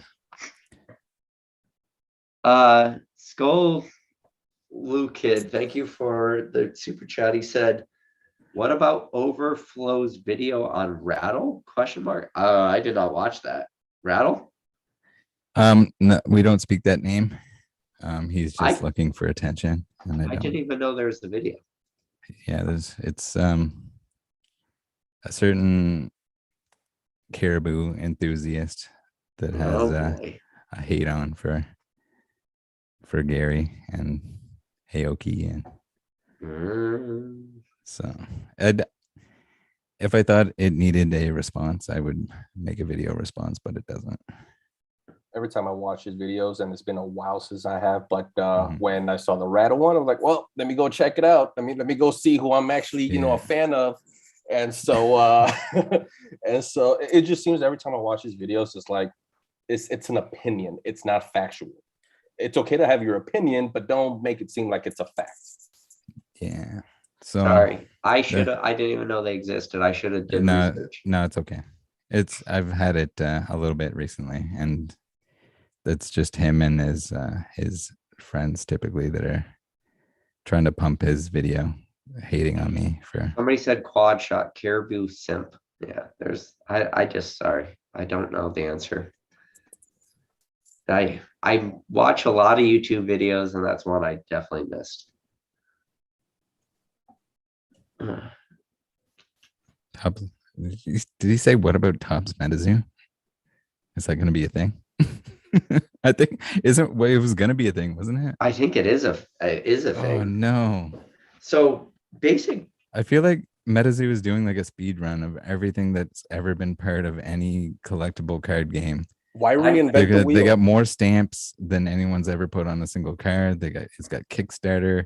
It's got I'm pretty sure they make they've already have a reserve list, Rattle. Yeah, and that's the thing. It's like, so they're copying Magic with the reserve list. They get first edition. Like, why reinvent the wheel? Can you imagine if Pokemon and then like limited print, and they'll have signed cards, and numbered cards and everything else. It's just gonna be like every Stonk Master's wet dream. Eventually, a card is gonna be. It's not even gonna be a MetaZoo card anymore. It's just gonna have numbers and stamps all over it. Quad Shot said EX Deoxys returns G.I. Joe. G.I. Joe Zoo. That's the best set name ever. Let's do it. They're gonna reprint that, or they're gonna come. GI Joe's coming back. They're gonna come out with a new set, just like what was it? Digimon that took advantage of the situation and said, "Hey, yeah, we're gonna come back out." GI Joe will too. So do you want to do, should we do a pack opening for today? Yes. Is that repacked or is that actual G.I. Joe? This is actual G.I. Joe Was it authenticated? by BBCE. Did you check the crimps? Crimps look good. We should No have sent glue one in out there? to Rattle. Does it smell like cake batter? Tastes like my pocket from Leonard's Pop Shop. Wait, what are these So packs? probably pretty sweaty and Dude, these packs are like, they're like straight up plastic. It's a weird is film. it thick? It's like it's not a foil. What do we got here? Come on, Oh, Snake there's a lot of Eyes. cards in there. Yeah, we got a Oh, there we go. Snow Walk, Snowcat. Telly Viper, Night Vulture. That's actually kind of a sick card. I'm not gonna lie. Is Snake Eyes actually like the pull? Is Snake Eyes the Charizard of G.I. Joe? The GI Special Mission, I wanted to look up the rarities sneak peek, just to see if upside there down. was. It is a repack. such See, it thing. was upside down. Special GI Joe missions. Special Mission. Nice. I don't know, some random guy. Big Ben. Favorite card artist. Oh, just like a random card. Probably Tokia. Rolling Thunder. Roadblock. There's a lot of like it depends on what the card art is. Like the full Yeah. art trainers, the Kurosaki ones are awesome too. Hey chat, let's do me a favor, go out on eBay, go buy out Night Vulture. We'll show the internet how you manipulate markets. Yeah. This is for Night Vulture Professor buy. Oak. Professor Oak was asking about Power Rangers. Power Oh, do Rangers. they have Power Rangers? Yeah, here it Power is. pop up. Out of a box. Is it one of the cards that fold out? so It's that the you- movie. There is one in here. I think there is a guaranteed one in here. I have the box, and I think that's what the box says. Nice. How many different trading card sets do you have, basic? Less than 10. It's probably like 7. You And, hear that, Rattle? He has less than 10, but 4 of those boxes were GI Joe. I'm just saying. oh, you mean boxes total? Boxes total sealed. I mean, I've close to 50. I don't know. See, his answer just changed. No, because I thought you meant. It sounds like my height somebody screenshot being this video. between. I thought you. I 5'3" thought and your 6'3". original question was how many different TCGs. So I was like, probably like 6, 7. But do you have any Metabots cards? Metabots? Yeah. Is that like a play on MetaZoo, or is that like an actual thing? No, I've like never- no. Metabots. It's like a 90s cartoon. Oh no, Beetleborgs? No, I don't know. No, not- Beetleborgs? not- I don't know no, why not they just popped Beetleborgs. up. Beetleborgs. God. Beetleborgs was a thing too, but it's not Yeah. Metabots. Metabots was a better anime than Pokemon. What? Now I'm gonna have Yeah. to check it out. Never heard of it. But there's only one set of the trading cards. I bought it and opened it on the channel for fun. And then actually a lot of the voice actors for the show are from Canada. So I had them sign cards for me. So I have like a signed Really? collection in the back. Yeah. It's sick. They're worth almost nothing, but and some of the voice actors didn't even know there was a trading card game. So they were surprised and like super excited when I asked them if they could sign the card for me. Why am I on this card? Yeah. And when I had extra ones, I was like, yeah, I have an extra. I'll send you that. You can keep it. And they were super excited. Metabots. So Never seen it. Do you know what the copyright of these GI Joe cards are? Are those the 90 Yeah, they're 3 or whatever? 1991. or 91? So they're actually kind of old relative to. Another comment that drives me nuts. is people when they're like, oh yeah, but GI Joe cards don't weigh the same as Pokemon cards. It's like, yeah, but they can just put enough GI Joe cards in the box to make it weigh the same amount. So that when you weigh the entire case, it's at least close to Who what said it would that? be. Do you want, I have a scale downstairs. You want me to weigh a pack versus Pokemon? I mean, you can, yeah. Yeah, sure. I mean, Weigh the close pack versus a Pokemon. we've been pack. asking that question. How much? But It really that's doesn't the thing matter. is just like it doesn't matter because you can just add more to it. Like the boxes were puffy anyway, so No, it's not like you couldn't just add an extra pack or a couple cards or something to.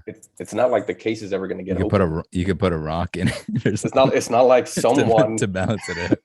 It's not, It's not like yeah, someone's you can't gonna weigh it after the BBC wrap is on there anyway. That's crazy. He's gonna run down there and weigh it right now. He's gonna grab a scale to set up Yeah. chemistry set. Mhm. Yeah, I don't think. I wonder if the person that made that case ever thought that there would be a guy on YouTube that would. Probably not. Do you think when they were wrapping it at BBC, they were like, "Oh damn, someone on YouTube is gonna call us out because this isn't real." I mean, it's really unprecedented, Obviously, right? anyone that knew that it was fake was under the impression that it was never going to get opened. Well, it's Especially unprecedented. after you add the wrap on it, right? Right. And Oh, for and sure. the premium is in the fact that it's a sealed case. Yeah, exactly. That way, no one opens it. Don't open it. That will make it worth less money. But then when they're opening it at the time, they're like, "Oh, it could be worth even more if it's real now." What? I grabbed That a didn't make stack. sense. Yeah. So I grabbed a stack of old cards to bring it up to weigh them. This was a Oh, stack I brought up. What is this? Show off your. Freaking I grabbed a stack of Expedition. Just happened to grab E-Series. That's Yeah. Every single one of these cards. Accidentally showing off, and then he No, has it's to show every not. one of them to us.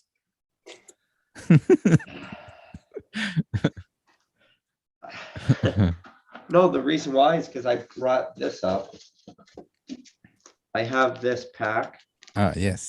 but it's empty, so I needed to like open the cards up to Are weigh you them gonna- with the packs. Well, we pretty much know what a pack is anyway, right? It's going to be like between 20 and 21. Oh yeah, good point. I didn't even have to weigh them. GI Joe packs, though, I don't know. You might have a hard time Googling how much those weigh. So a GI Joe pack is 22.84. That's You heavy. just That's had- a heavy pack. that has a snake eyes in it, holographic.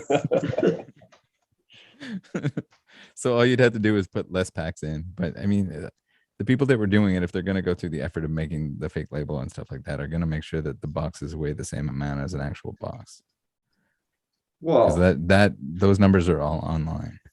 but Rattle, the person that made that booster box, it was a fake booster box. That thing was super obvious. Yeah. So that booster box, the material they made was probably way less too. They Mhm. probably needed packs to compensate. Oh yeah, that might make sense. Because once they But as opened- long as it was like 6x what a booster box weighs, plus the cardboard on the outside, as long as it was close, there's no way they didn't have a direct comparison anyway. And how accurate? I mean, when you're talking about a case to another Yeah. case, like me and PK were talking when we were picking out our blisters. I mean, can you really weigh a blister? And I thought you could get pretty accurate because you're only talking about one item, but because no, there's no way that you can actually weigh out. in So how easy can it actually be to weigh a case then? in my personal opinion, you cannot weigh a blister. Mm. That's my opinion. Rattle, what do you think? A blister would Yeah. be very hard. I think you're more likely, if you're going to deal with anything wrong with a blister, it's the shell being removed and swapped back in, glued back on, mica style. Pico, I'll ask him when he comes back. That blister with the GI Joe needs to go on eBay for like $1 million. Yeah. Oh, when did he say? Oh no, did he say? Does PK have his eBay under his name? I don't think so. Now that I think about it, but Mhm. hey, I'll have him send me a picture. I'll do it online. Yeah. Maybe I'll send it to me. I'll sign it. Put it on eBay. Oh yes, We'll yes. put a first edition stamp on it. See, there we go. See, there we go. Meme it out. Or you can print on the clear shell, print first edition base pack. Did you hear Over that, PK? top. No, what do you say? So I said PK needs to put that blister with the GI Joe pack on eBay for $1 million. But then I remembered I don't think you have your eBay under your name, so then people would find out that it's you. So then Rattle says that send it to him. He'll sign it, he'll autograph it, and we'll put it on eBay.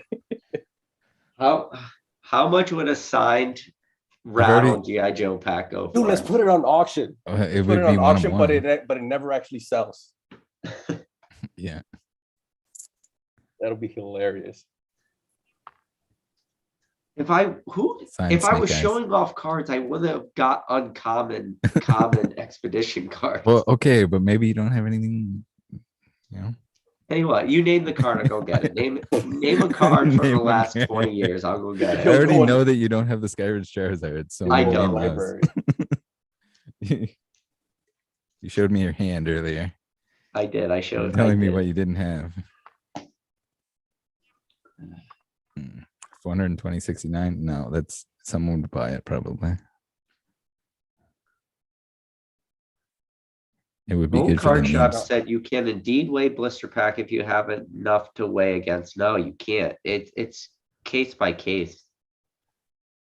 If you had maybe if you had the full case or something, but even then, I think there's the difference in the amount of glue and the amount of cardboard used and Yeah. shell and stuff like that. It throws too much variance in that.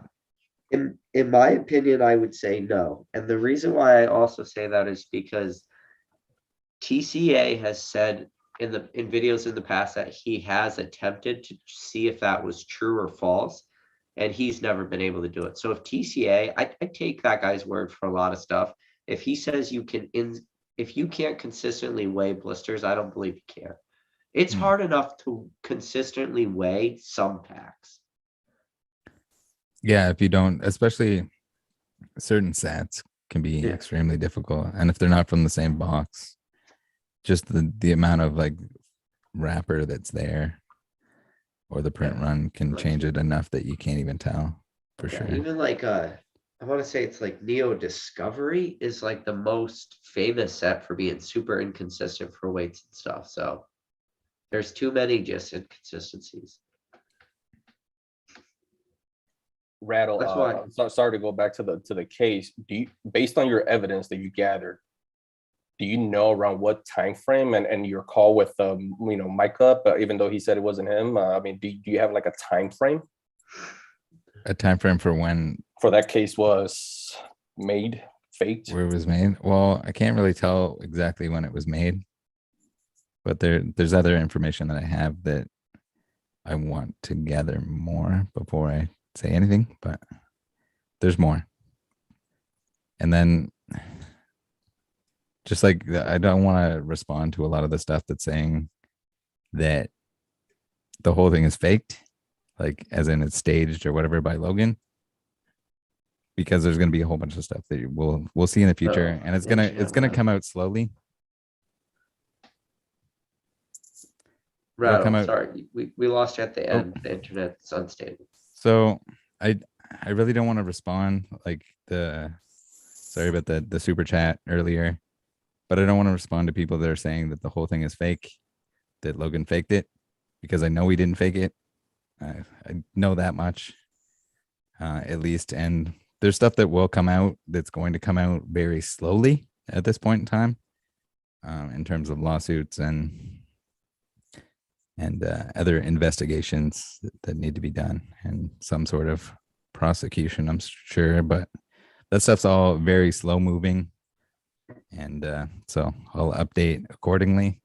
It's not going to be as frequent as dissecting the box and all the ridiculous stuff that Jacob sent me, but can you at least promise more Michael calls? Or microphone I calls? I don't think he's ever gonna want to talk to me again after.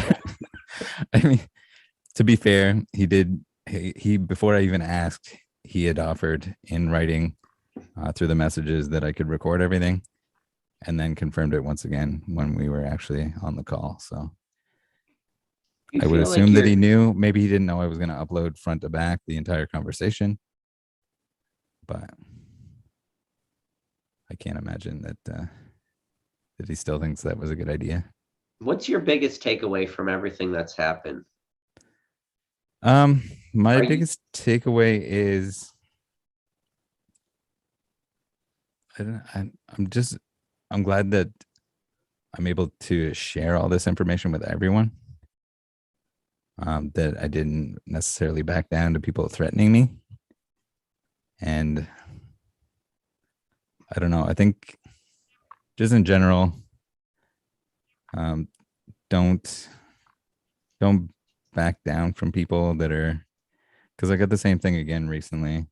It's this like empty threat of lawsuits, empty threat of like you're an idiot, you don't know what you're talking about, you're worth nothing, and like just people trying to shut you down.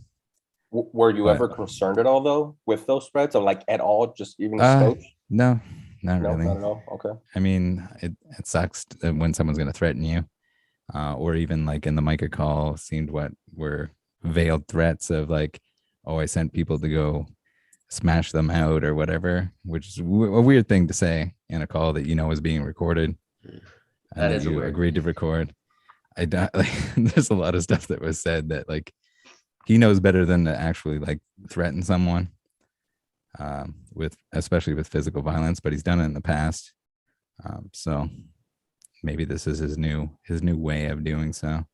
But at the same time, I'd rather him threaten me. Other people, again, don't want to get involved, but I think it's important that anyone that actually wants information or access to that information about the resealed stuff, about what he did, about what anyone else did, about future, scammers or anything that comes up, deserves to be able to hear that. So Do you think it's I'll still I'll happening put my at a high level, or do you think you've slowed it uh, down? I don't know. I thought maybe like the stolen card videos would slow stuff down, but I feel like it's only a matter of time before, and I keep warning this, the Pokemon company is going to absolutely like make an example of someone. Like the stuff that's being stolen from the factory.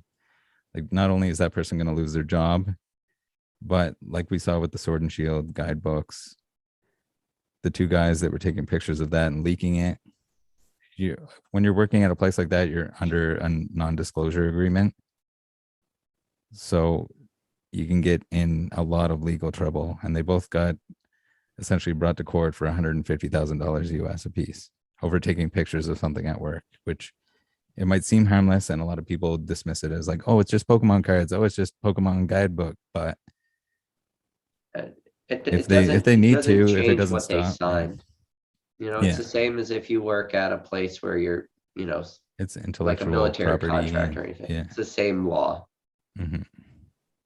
So I think the most trouble is there, but at the same time, and I've crapped on CGC for it, them putting a label designating a special characteristic of something as an inadvertent early release is encouraging people to steal it from work, because the only way that those cards retain value is if someone sends them into CGC.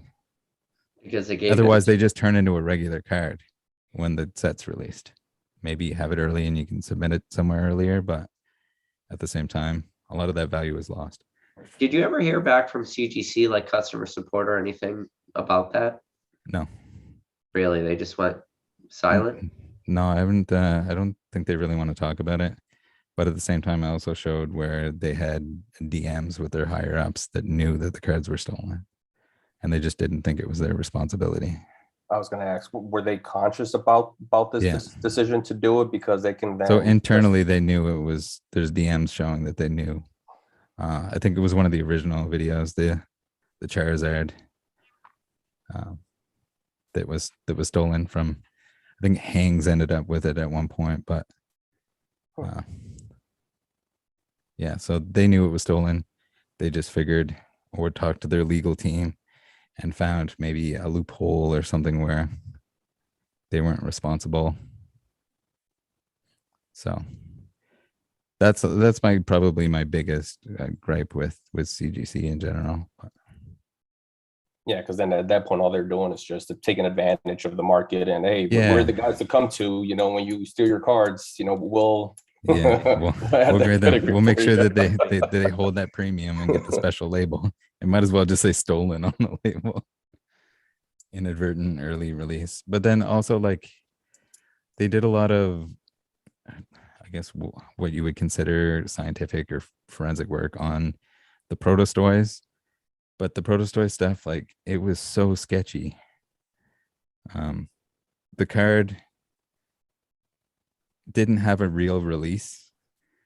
It was something that was supposedly a prototype. We don't know how many there were. The backstory that they got, at least the majority of it, came from somebody that worked at Wizards of the Coast that owned copies of this thing and was selling them secretly through other people on eBay. But So, going like, years back though, too, because Protostoys yeah, floated on that was quite a while back. And Yeah. then all of a sudden it went to auction. And then in the auction, it was just like they made up, not that they necessarily made up, but all of a sudden the whole backstory is revealed. No one knew what this card was, but now all of a sudden, this one, the Protostoy, is without the back on it. It's got a blank back. And this was the example that they went store to store, and it's the only one in the world. And there were only two that ever existed. And I was like, something that the even the person that owned them, that took them from WotC off the scrap table and held on to them and sold them, is now selling them, or at least was selling one of them through someone else. Yeah. While he was telling the backstory. It's just, I don't know. The whole thing is just smoke and mirrors and bad all around. Because it was something that no one even wanted to pay $5,000 for it, and then all of a sudden it has this magical story that. Your average player said he just woke up 5 a.m. here. Can't wait to watch the replay. Where the hell is 5 a.m.? Australia.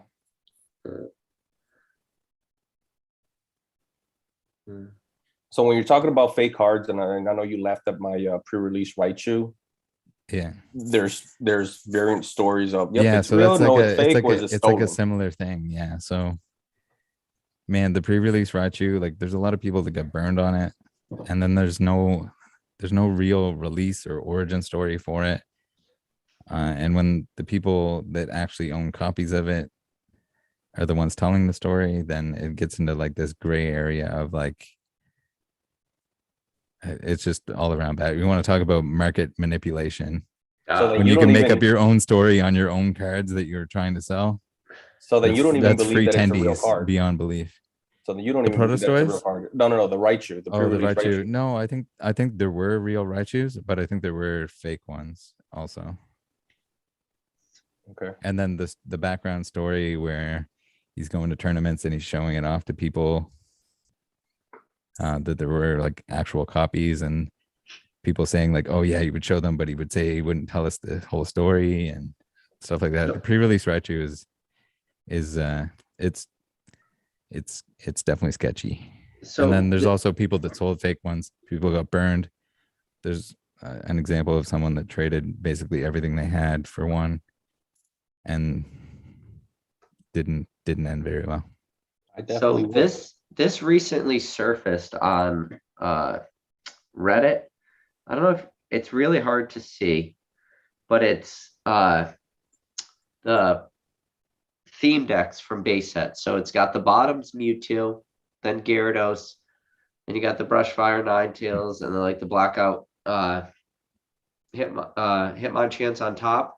But then in the very top corner, I'll see if I could get this to.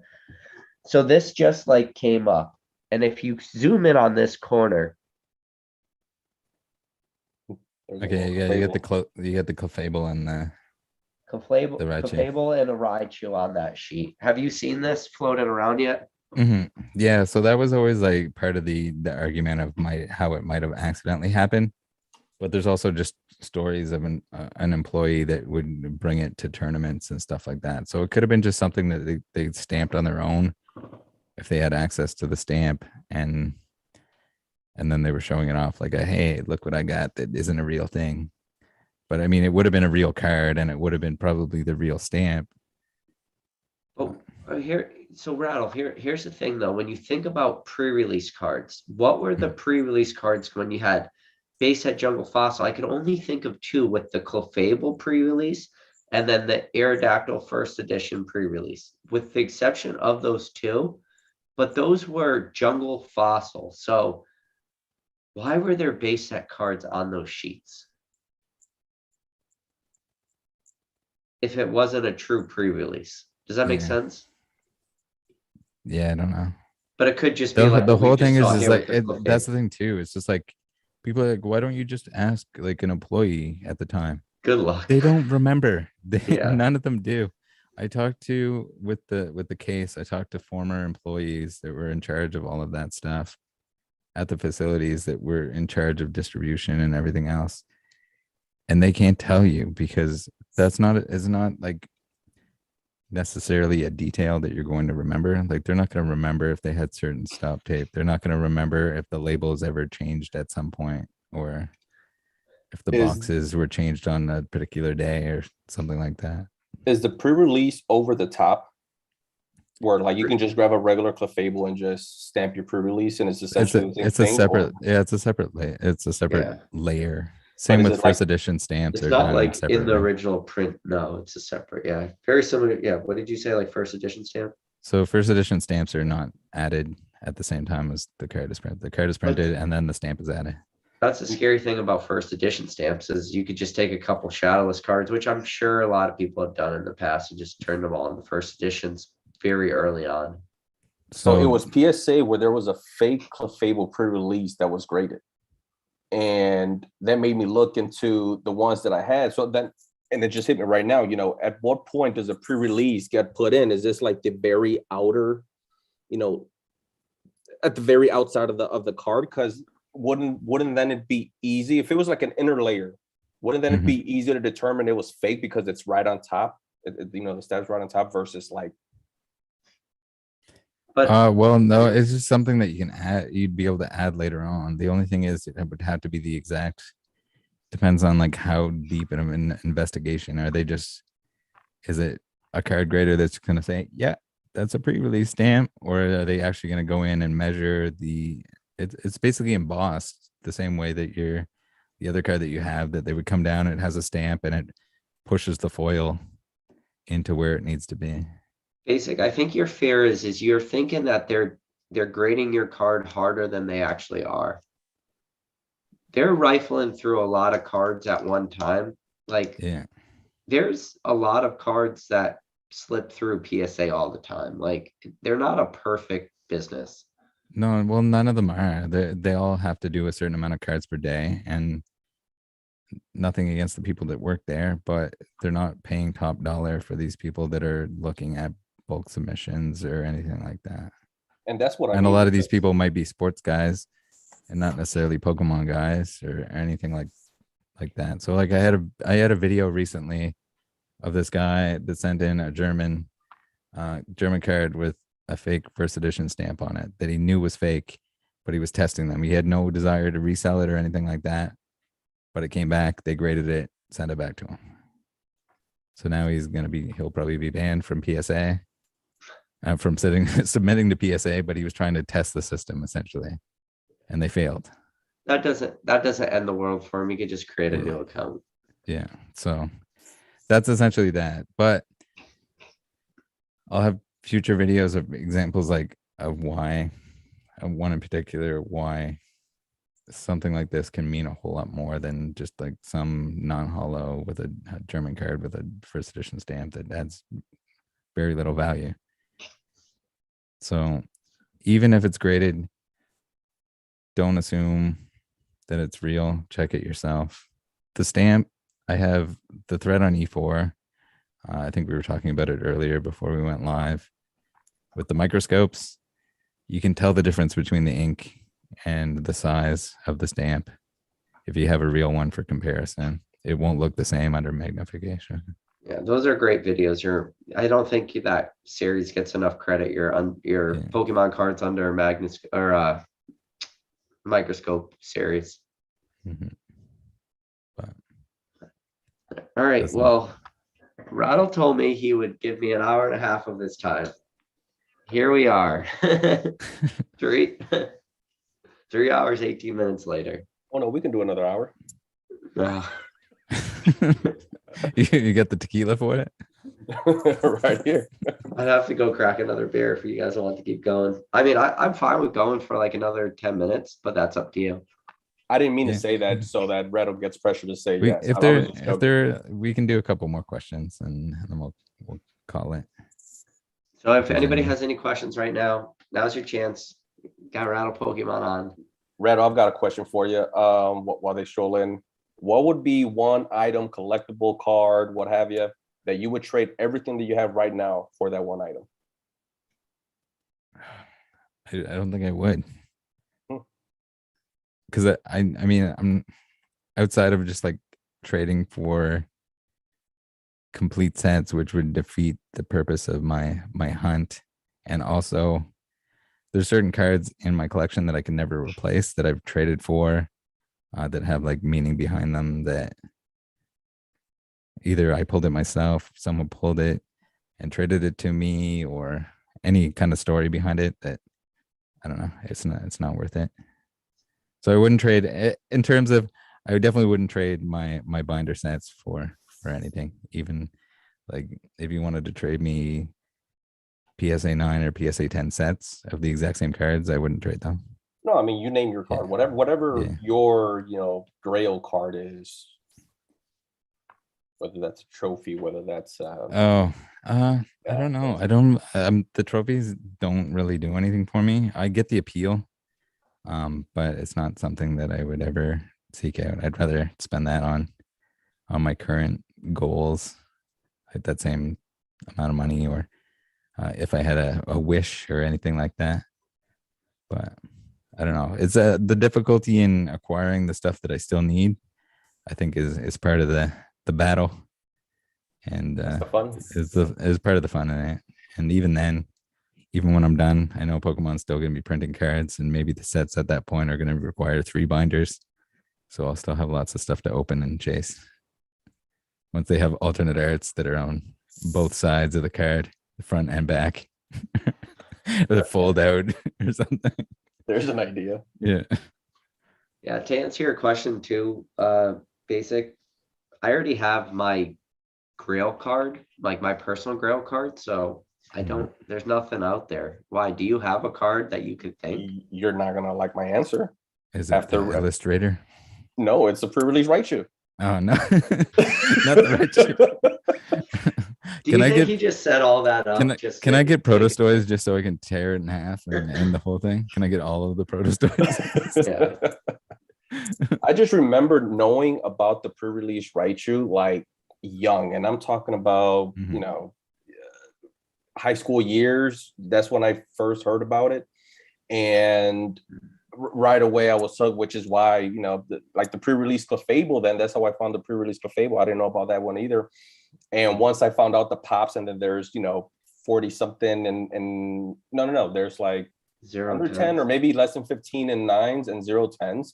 That right there, and even in 8s, I have an 8, and I think I have the cleanest 8, by the way. But even in 8s, they're under, I think, 50. So that's why I like the Clefable pre-release. But I really love the story behind it, even if it was stolen. Internet's struggling. Even if all that's the case, like it makes it more alluring for me, just because it's history, regardless of what happened 20, 25 years ago.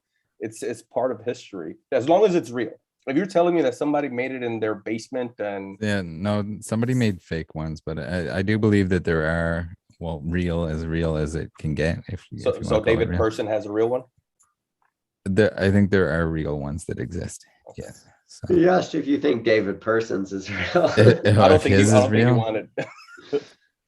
I think he thinks his is real. I would say so. Is there a backstory on it, all the way back to where it originated from? Did it come straight out of the binder that was being shown off? He has a At video. events. He has a video on it. Yeah, I think the way he explained I it haven't watched was it. his was like the famous one that everyone talked about, like that had Mm-hmm. sales history in the past and like was quoted at being worth $10,000 in like some really, really old Pokemon magazines, and he bought that one. Okay. So if there's a fake, if pre-release Raichu is fake, he has the realest fake one. Yeah, Like put it that way. the realist Protostoys and the realist. Yeah. That's pretty much how his story winds up. Mhm. Have you ever met him? I haven't. No, I've never. I don't think I've even messaged him at any point. But Yeah, me neither. He's got a interesting backstory.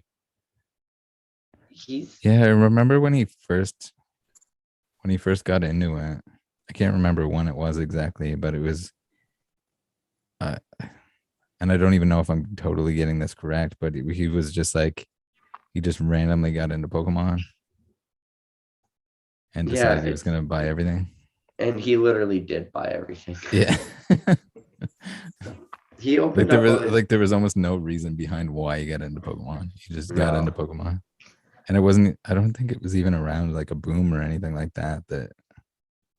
Well, was it he around went the after Go some time? real hardcore cards real early on, like trophy Mhm. cards, stuff like that. Get the 1, 2, 3. It's Yeah. But he was collecting like set cards and stuff too. Yeah, this is a long live. I appreciate Rattle hanging in there. I don't know how he did it. Had Trooper. couple nice cold beverages and some Yeah. good company. Thank you. Basic, I appreciate you coming in. Thank you for inviting me, man. It was awesome finally meeting Rattle, getting to talk to him, talk Mhm. shop. It was awesome. Yeah, And I'm glad that you're an emote now on the Rattle Discord. Out of everything else, that's just the one that I just can't believe.